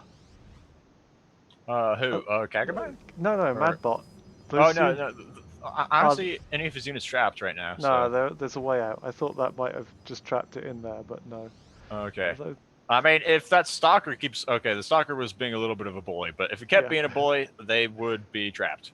Because, well, yeah, no, he could just walk the long, long way around. Like even if he builds a hard wall right there, he just goes up all the way to the top, to the right, and all the way down. So, yeah, yeah. I think he's in good shape right now. Although Kagamine does have the army supply advantage now, and he has a damn huge amount of Zerglings. That Oh, is true. Uh, he and does not have any spore crawlers yet, or any form of detection. no, Oh no, he does. He does. He he's got had the they. Overlords. Yeah, he just got the overseers. Yes, yeah, So, yeah. If you're gonna do one base all, okay, I was gonna say if you're gonna do one base all in, you can't afford to attack this late. He needed to attack yeah, like a minute earlier, yeah. and you're not supposed to turn around either. Oh, No. no, there we go. Let's go attack the enemy. Although there is one Dark Templar walking across here, and another one. I don't think that's going to get much done because the Overseers are a pretty. Although he's going directly into the main. Wow. There is no overseers in the main.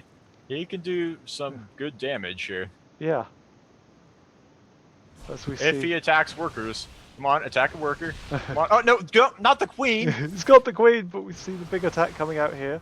It's taking down another queen. Like it takes like 8 shots to kill a queen, but workers get 1 Yeah. shot. So, Although and the queen dies. These Zerglings are going to take down this attack pretty easily, I think. Yeah, it came way too late. 7-minute Yeah. one base attack timing isn't really a thing. No. It tried though. Those Dark Templars, I think, ouch.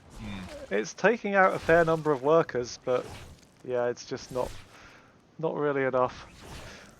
You see 8-9 workers lost now for Kagamine. 8 there workers we go. is basically irrelevant on a 4-base economy. Yeah, pretty So- much.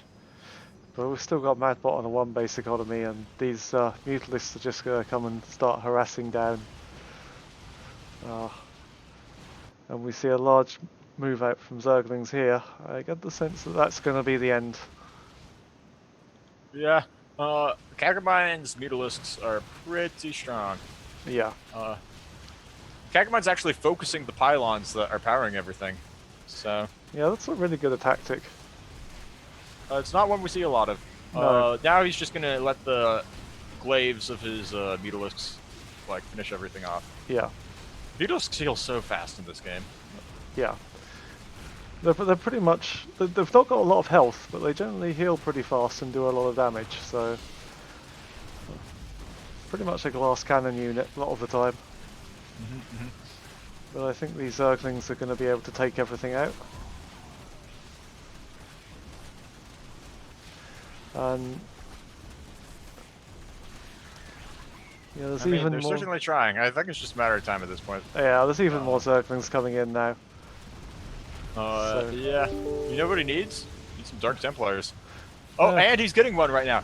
He has 1 Dark Templar. He's gonna clean up all the Zerglings eventually, but not before it is too No, late. These it's too Mutalisks late. are gonna do damage We've got and clean it up. we've got an Overseer over here anyway, so Oh, we do? yeah. Is there? I don't see, I I think- don't see one. I thought I saw one. Oh no, they're going back. So it doesn't matter anyway. That base is going to get taken down. And the problem with the 1 base is once that 1 base gets taken out, it's goodbye. Mm-hmm. And there we have Kagamine taking the victory. So yeah, Kagamine and Seabot are now even. At the Nice. top of Group B.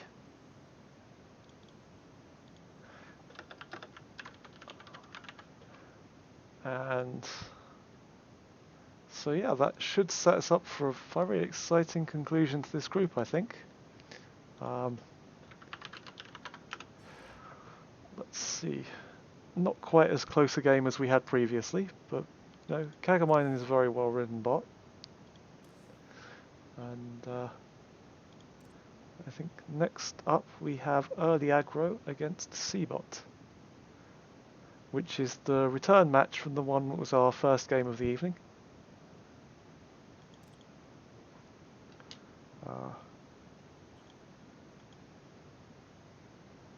So yeah, let's just get that one up. Okay. And I think in the first case we just had lots of Zerglings, but they didn't quite manage to break through. Let's see. This is on the same map, though. No, it's not. Is it? Yeah. Oh, okay. So Yeah, it looks like it is. I don't know how much of a difference having the same map is gonna Huh.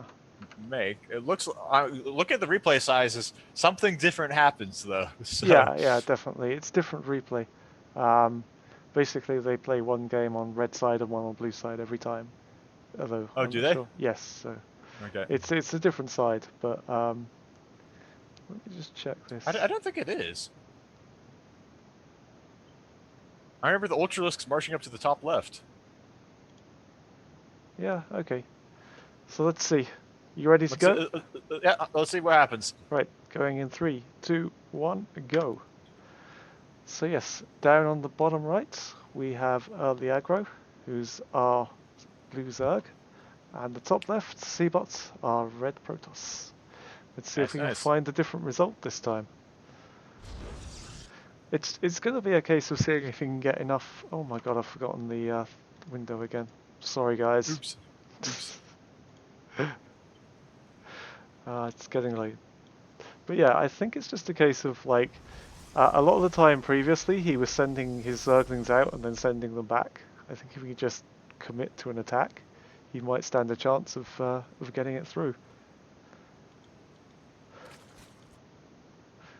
But yeah, we'll see how things go. Cool, cool.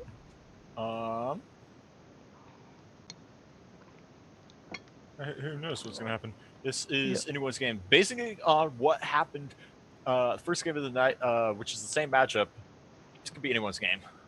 Yeah, we ended up almost having a base race. Like it was just the Ultralisks that didn't. No, HX is different. It's a different game. This is a Trust different me. game, but it is the same map. It is the same Yeah, spawns, which yeah. I'm So like, I'm a little curious to see what is different between this and the other game because they are different replay sizes. So yeah, it's not the same game. So the way it worked is we randomized the maps and we randomized the order of the games, and it looks like a couple have come out on the same map, but that's just the way things go, unfortunately. Yeah, but it's possible we might have a different result. Let's see. I'm thinking we will. Like these replay sizes, though, man. Yeah, let's take a look at the APM. It's not a huge APM. Think about it. Think about it. One of the biggest points things could have been different was the Zerglings breaking through the wall. Yeah. You know, like that was relatively close. I had like just a little bit of different RNG with the attack timings, and it might have broke through. So, Yep. We already have a spawning out pulled out for early aggro, and the first couple of Zerglings are going to push out along the map. So, are these Zerglings going to turn around though? Last time they turned around when they saw 2 cannons. Are they going to turn around if they only see 1 cannon? well, here's the problem. 2 Zerglings aren't going to do anything against the cannons. I think we've got a couple here. Yep, well, they turn around. Oh man. But that's good, because 2 Zerglings walking in there wouldn't have done a lot, I don't think. They need a bunch of them. Zerglings are not good solo units. But he's building up a supply here. So, we never know.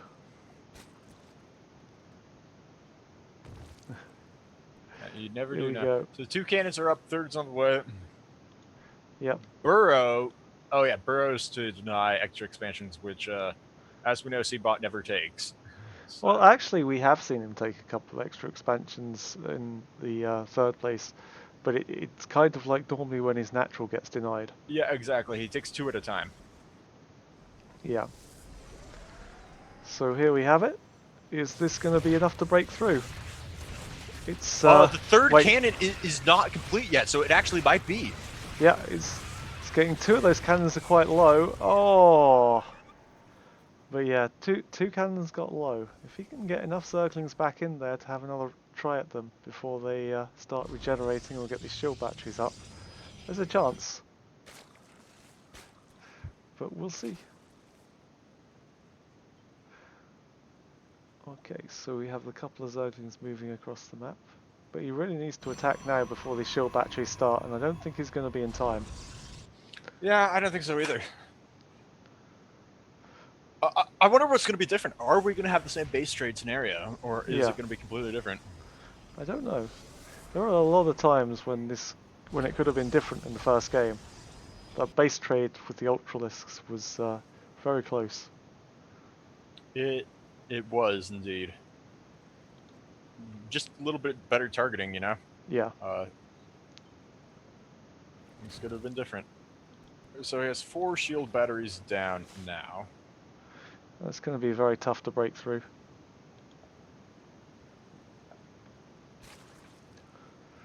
I don't know how many Zerglings early aggro has to move out on the map with.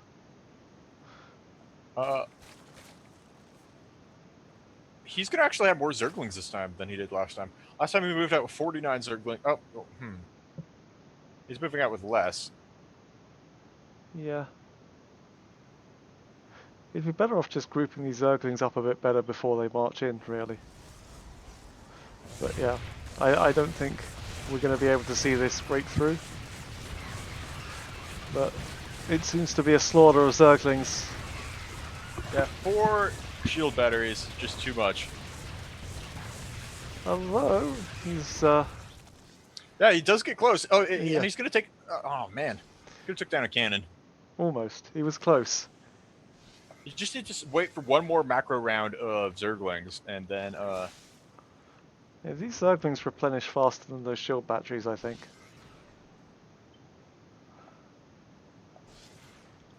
First carrier is on the way. This is like deja vu. Yeah.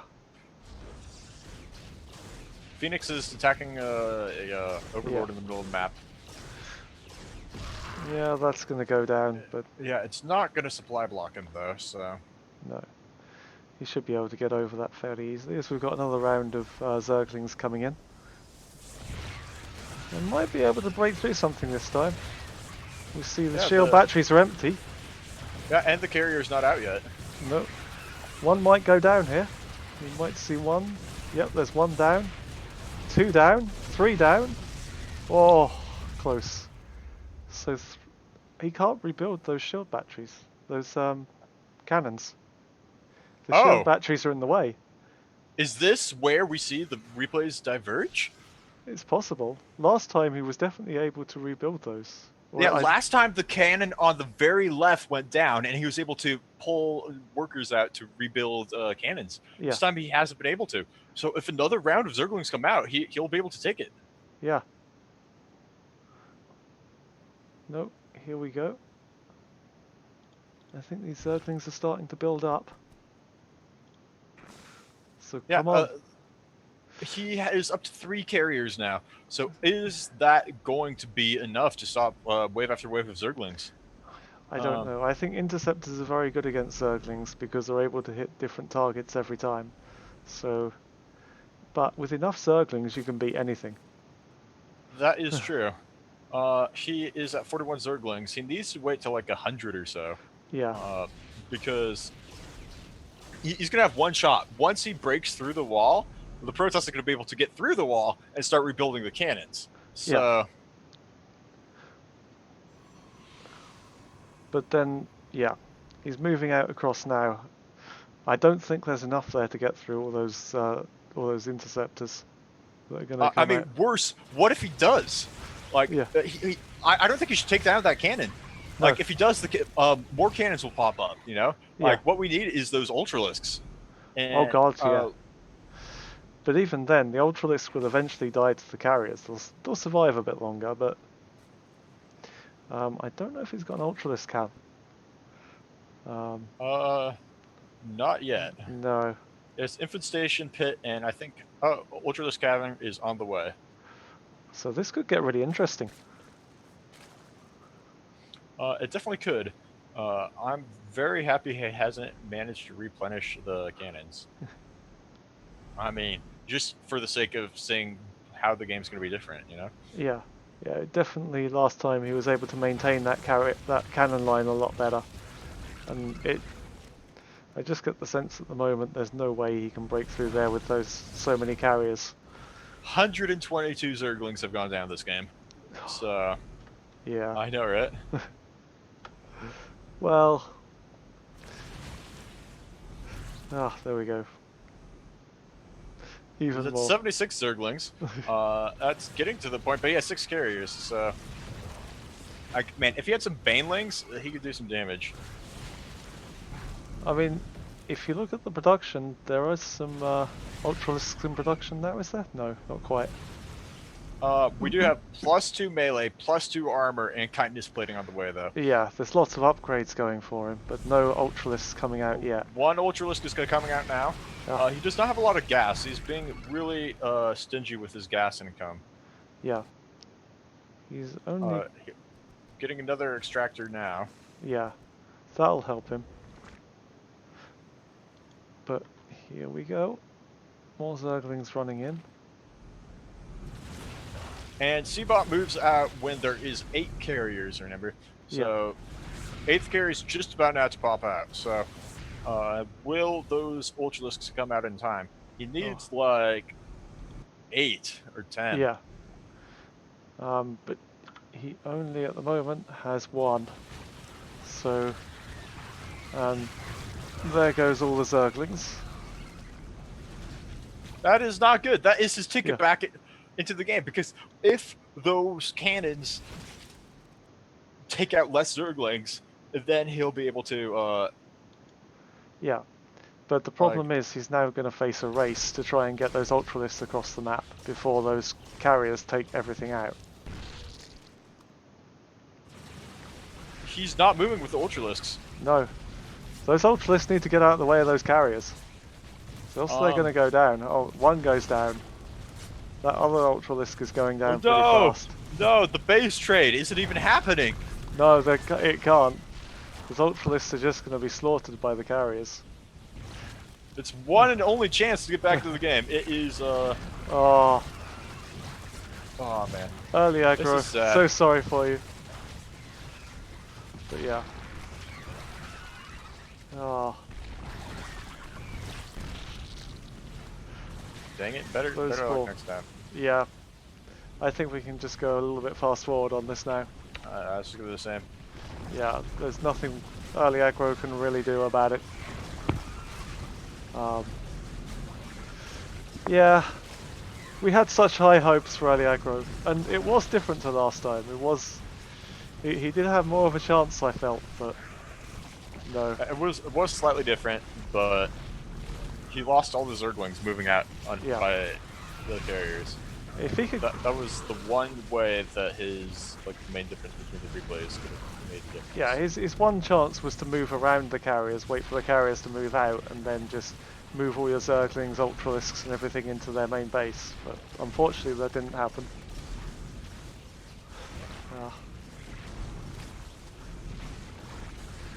I think we can see now that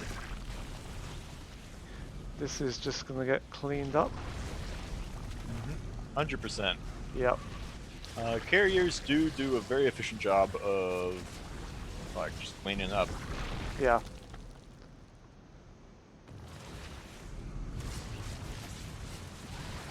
So what strategies would be good against Seabot?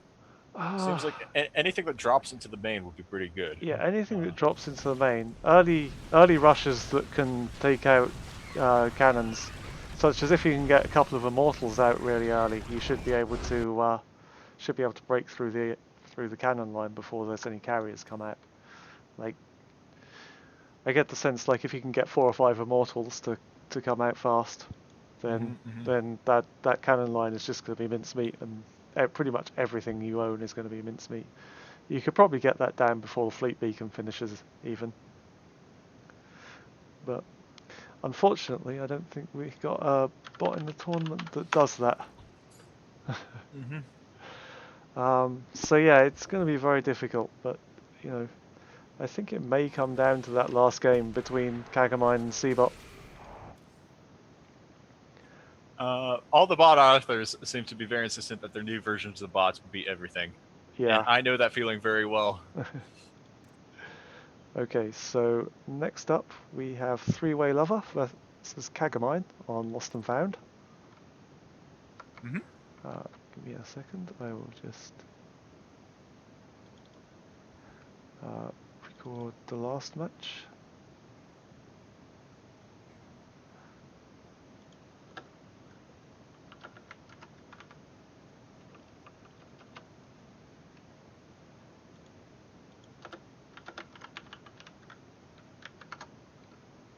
Right, okay.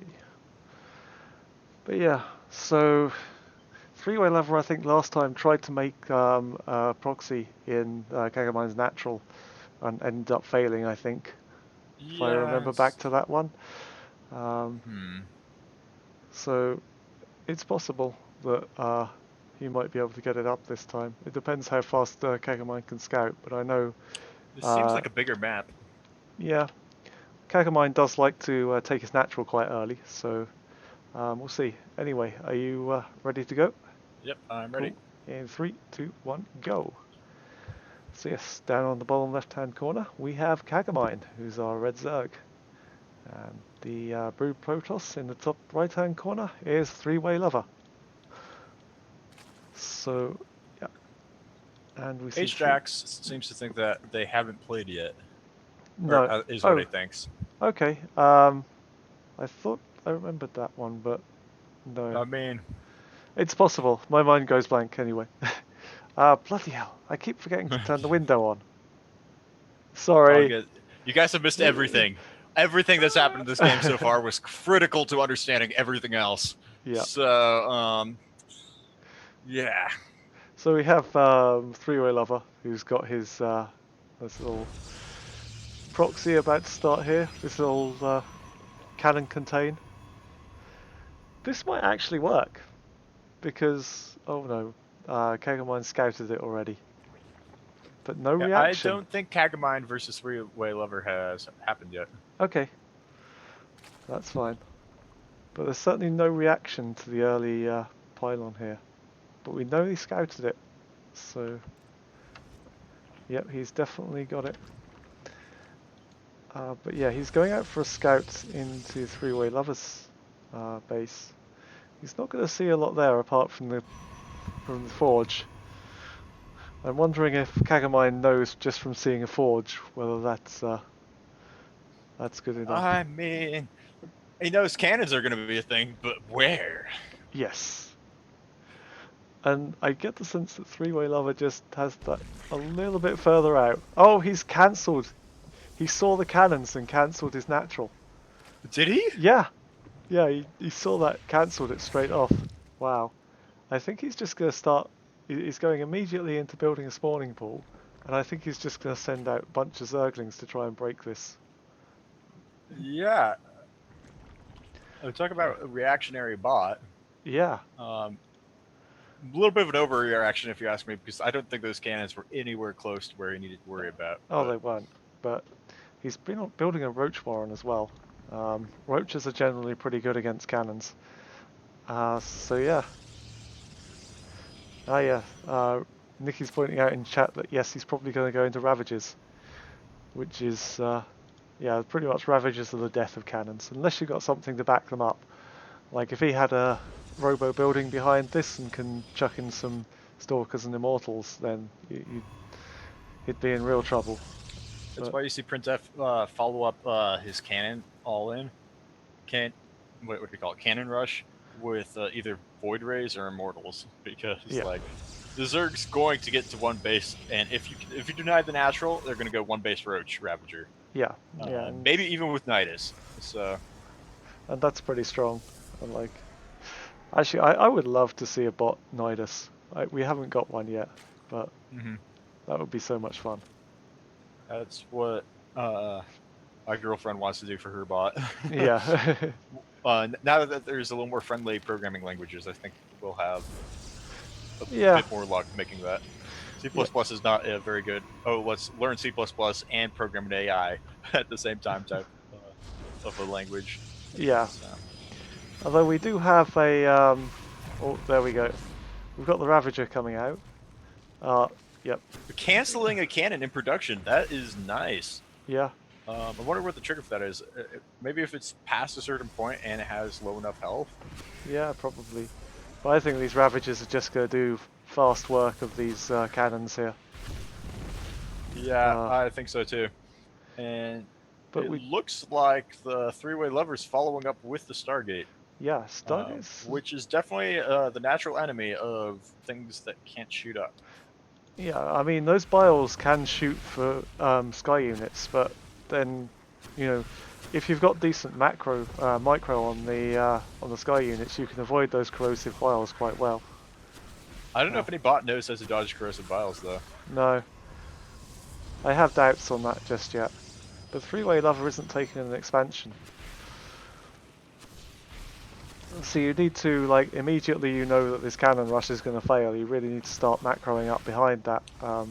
But yeah. I don't think taking an expansion is correct, though. Because if you take an expansion, you're... Like, so if you do a cannon rush, you're sacrificing a tech advantage for early damage, right? Yeah. With the ultimate goal of trying to deny a natural. Yeah. Right?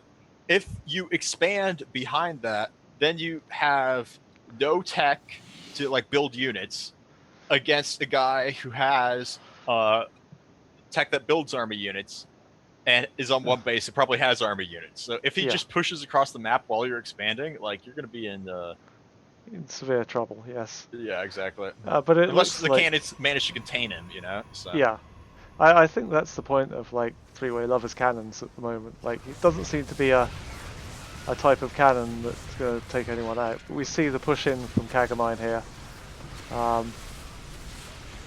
think that's going to take down pretty much the entire base. Unless I mean, that Void Ray. The Void Ray is not using his ultimate weapon, the supercharged laser beam, which you actually won't do anything against. I don't know if that does anything.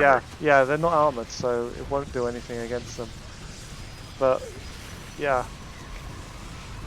it's not that Void Ray is doing damage, but I'm wondering if these Ravagers can do enough damage despite the Void Ray to make this worth it. I don't think so. Another Void Ray is about to pop out. Yeah. So I think three-way lover is actually going to hold this, but at what cost? Yeah, he had to build the Stargate inside his mineral line, so we see so many bots do that, and it just kills them. Yeah. So. If we take stock now, like, there's still a Stargate and a Cyber for three-way lover. I don't think he has a gateway anymore. But I mean, I don't think three-way lover's in bad shape. No, he'd be in better shape if he was mining gas, which he doesn't realize he's not. I don't think. He is. Nope, there he he's goes. got he's a couple. Yeah, he's got a couple going in there. He needs another gateway up, but he's not seems to build one. And he's moving out across the map with these two Void Rays. This could be interesting. Kagamine doesn't have a lot that shoots up apart from those queens. So yeah, and if these queens are very low energy, so I think two Void Rays can actually take down queens. Yeah, and they're only sending the queens in one at a time, so... But Void Rays are generally very slow at taking out Zerglings. Yeah, I mean, these Zerglings are buying way too much time. These Void Rays need to go into the main, take out a hatch. So... Yeah, three-way lover either needs to expand now, or like just go with everything he has. And he's decided to go home with the Void Rays. Absolutely the wrong move. He needs to go focus off the hatch, kill the hatch. Yeah, I mean, Kagomine would be in serious trouble right now if those two Void Rays were just coming in. You just need to take out those two queens and pretty much the world's your oyster. Why do I have another alarm? Oh, we've been streaming a while. Have we? That's why. Ah, okay. Yeah, I think we've got one game after this and then that's everything for the night. Yeah. Uh, but yeah, those Void Rays are just going straight back home. There's another one coming out. But, I mean, Void Rays are only going to do so much. One base Void Ray is not very good against Zerg, I don't think. No. Especially when he has Hydra Den on production. His Yeah. opportunity to do damage with air units has come and gone. Yeah. But will it matter? Like, sometimes bots just don't micro. Yeah. I don't know. I think Kagomine, if he gets Hydralisks out, I think this game is pretty much over. In fact, I think if Kagomine were to march across the map right now with everything that he has, there wouldn't be a huge answer for it.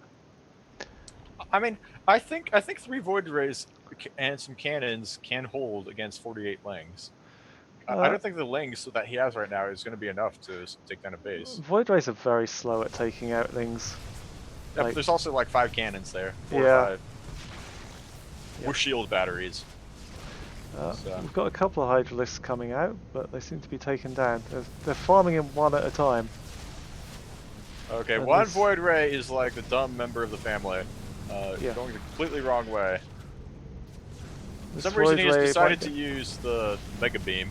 Yeah. These Hydralisks No, are very Void good. Ray! Okay, that's it. Yeah. You can't lose Void Rays like this. No. His one advantage is he has super high-tech units, but Yeah, there we go. It's not... Oh, another one's gone. Ow, man. Wrecked. Yep. Kagomine now has 48 army supply to just 4 of 3-way lover.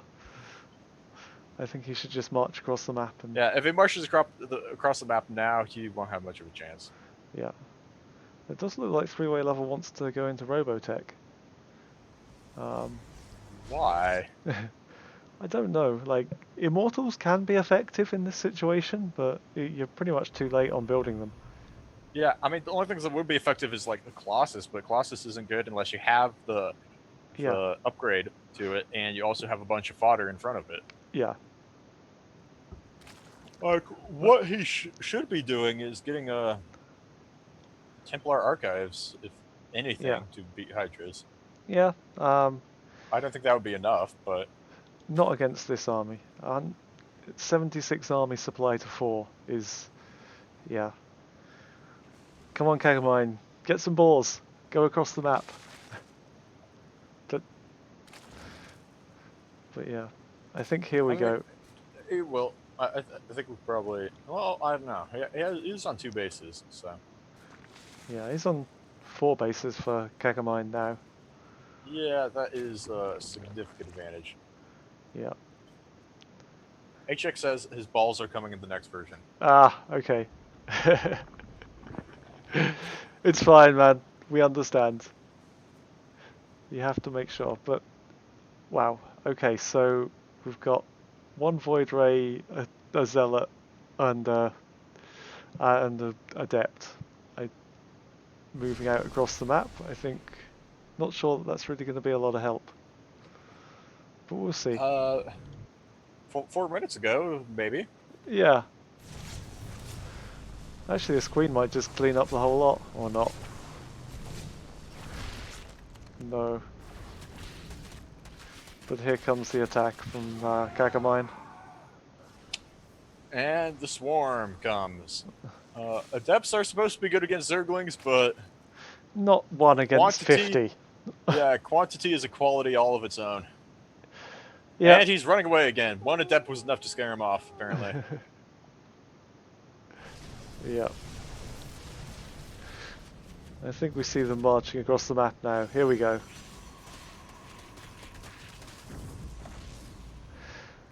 But yeah, these Zerglings are just going to take out the base. And there's no army for 3-way lover. Yeah, the natural's down 100%. Yeah. The cannon's down, or the main's down, like... Oh man, it's bad. Yeah.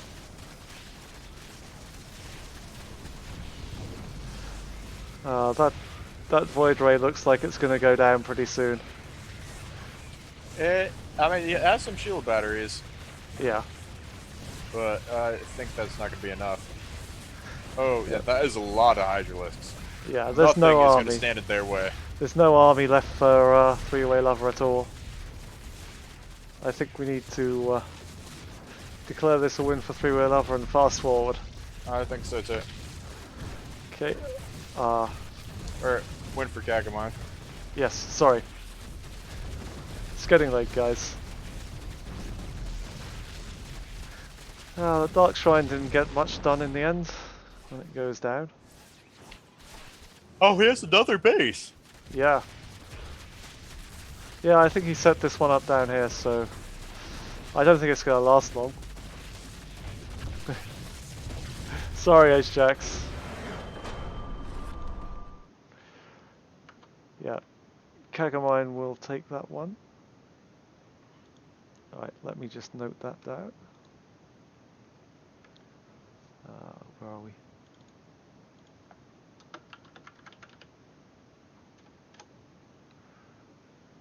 Okay, so our last game for the evening.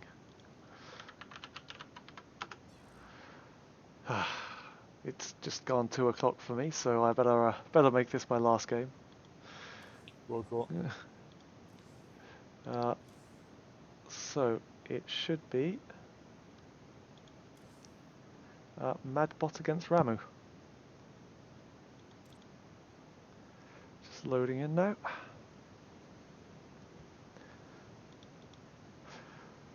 So Ramu was our first spot to beat Seabot. Can he carry on the wave of momentum straight into this match against Madbot?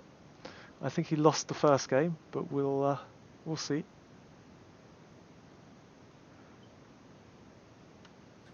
You think Ramu lost to Madbot? I can't remember. I think we've played all the games now, haven't we? Or I don't think Ramu. it's possible. I think this might be one of the last round robins. Damn it. Anyway, you loaded in? It's opening. Okay.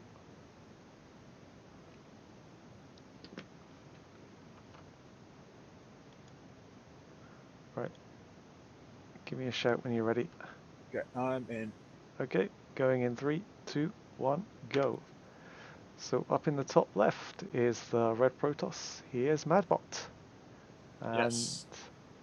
the bottom right is the blue Terran. Is Raymu. And Madbot wishes everyone GLHF. What a good guy he is. He's not as mad as his name might appear. Yeah. I think it's more the author that was mad than the bot. At Yeah. least, yeah. So another interesting point now, like there was a bug on this version for Protoss where they couldn't actually build Archons. That's been fixed in the latest version, but this version still has the bug, so no Archons are available for Protoss in this version. But next season that will be available, so hopefully we should see a bunch more decent tactics. Good. But as usual for Raymu, we see barracks coming out. 4 barracks I think is his initial build. I'm not surprised. This is a very typical build for Ramu. Yeah. I don't think I've ever seen him get a gas. It's like, why bother with a tech lab where you can just build more gas? Although interestingly, his wall off hasn't been completed. I'm sure he normally walls off. Unless he's just waiting till he needs his other supply depot. Oh well.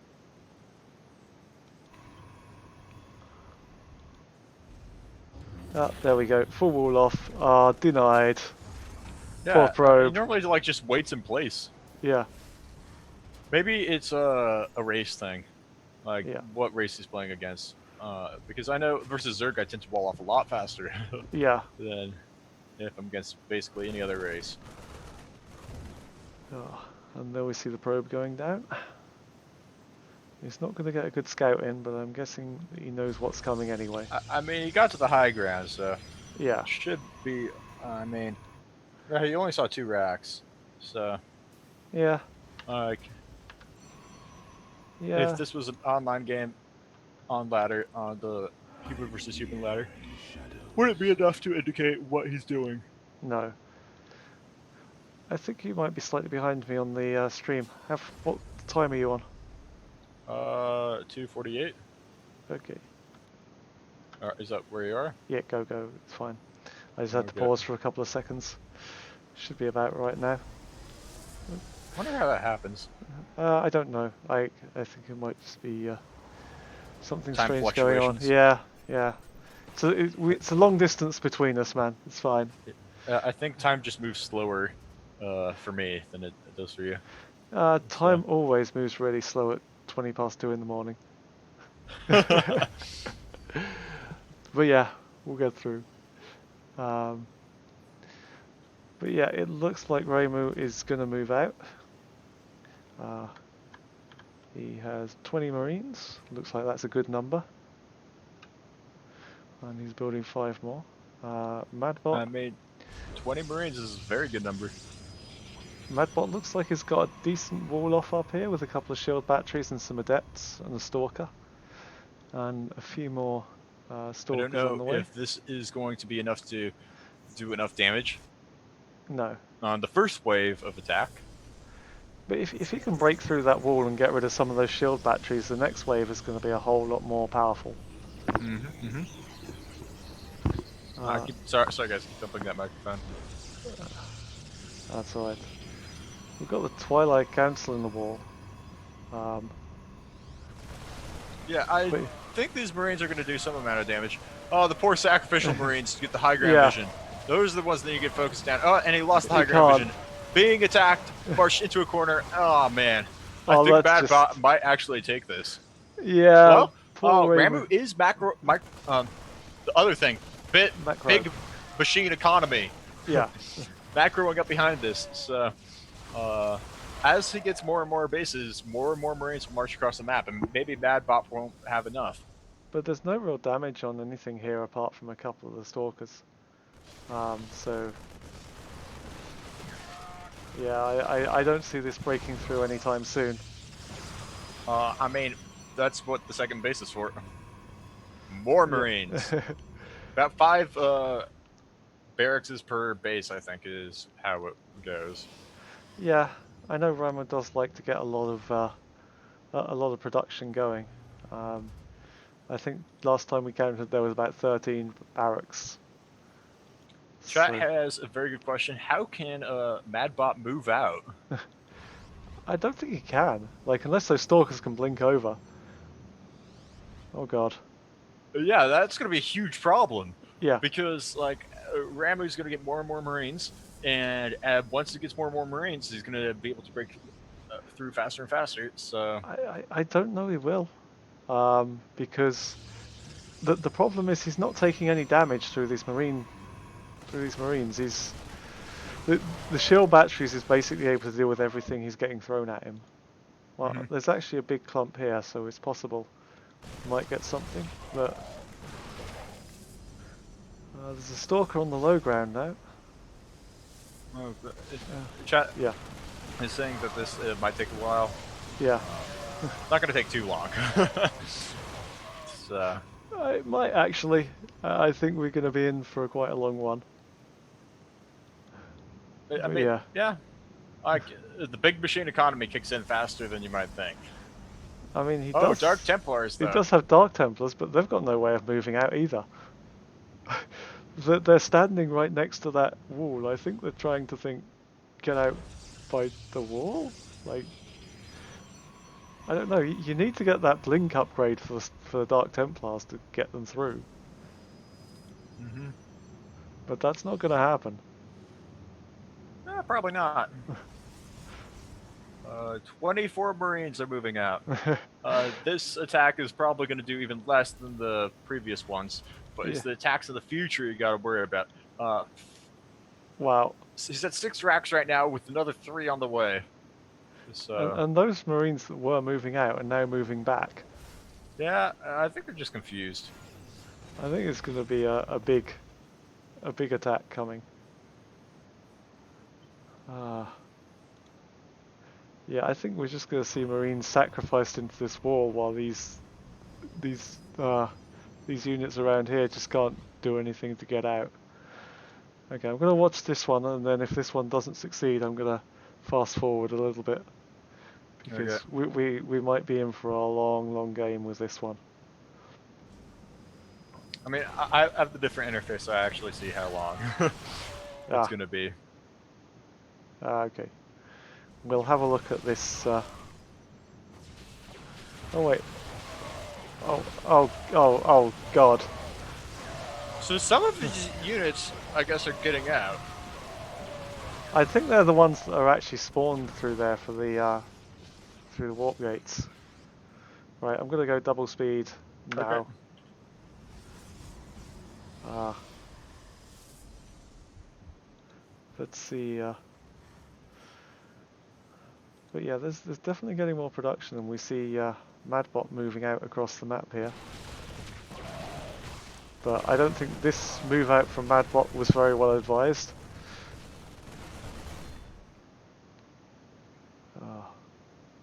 As we see another attack of Marines coming through.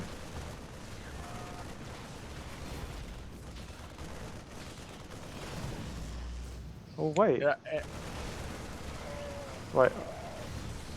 I'm going off fast forward now. Right, it looks like Madbot might be able to break through. You just needed a bigger wave of Marines. Yeah. Whose big machine economy. Those shield batteries are now depowered. There's a bunch of units here, but... I mean, if the Dark Templars were in the front, he'd be doing a lot better right now. But yeah, unfortunately, they're not. Oh, he made a wall for Madbot to get out. So yeah, Madbot's army supply is actually going to be able to put to good use. If Madbot moves across the map, he might actually be able to do some damage. Now is the time. Now would actually be a great time to move across the map. The Dark Templars aren't going, though, but, man, Madbot is. Why not? So. Like, that seems a perfect army to move across the map with. But Madbot looks like he's finally made it out of that wall. He's now moving across the map. There is a bunch of production for Ramu, but if he just keeps sending lone Marines in like this, they're just going to get taken out. We have a clump here. Is Madbot actually going to be able to do this? Wow. Like, those adepts are scary.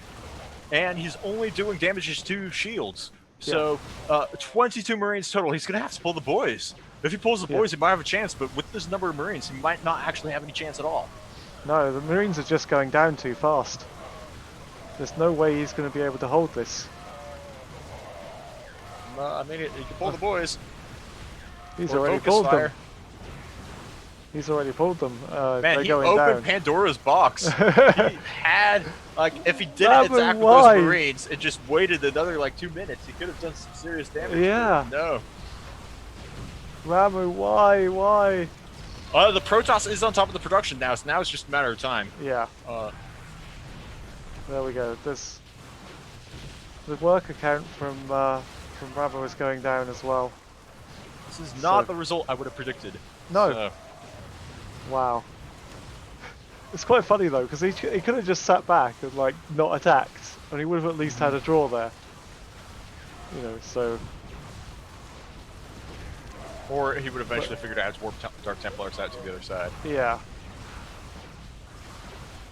But yeah, I don't see any way back here for Ramu, unless he can, because all these barracks over here, all these barracks over here are being taken out. I was going to say, if he had production somewhere else, he might be able to just get a large clump of Marines and do something. But now we're also seeing the Dark Templars across the map. Are we? Wait, no, Dark Templars are still over there. Not as good.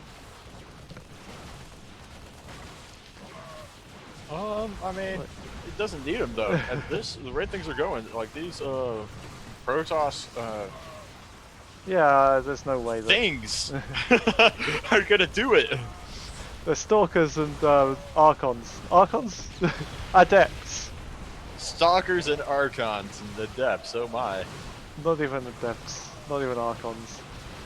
Right, I'm going to fast forward again. It looks like this game is over. Yeah, it really is. Okay. Sorry, Ramu. It was so good. You had him contained on a single base, and yeah, you've done his job for him. Hmm. Oh, Unlucky. yeah. I think Madbot just GG'd at that point. But yeah, so that's one more day down. I'll update the tables and get them up tomorrow morning. Um, more important right now is I need to sleep. But I will note down the result of that one. Rather surprising. Such a good result for Ramu earlier, and then he just didn't seem to have it in him. I kind of feel sorry for him, but oh well. But yes, so that was a decent, exciting evening. The highlight of that was definitely Ramu's victory over Seabot. That was amazing. Seabot is no longer undefeated, and there is a chance someone else could take his crown on this in this group. So we'll see. But yeah, thank you as ever for joining me again, Doctor. Um, Yeah, you're welcome. we may do a stream midweek. We're quite behind on the amount of games we need to stream, so we'll hopefully get that to you, and we'll let you know what we're doing as soon as we know. So Cool. thanks everyone for joining us, and we'll see you soon. Catch you later. Yep. Take care, guys.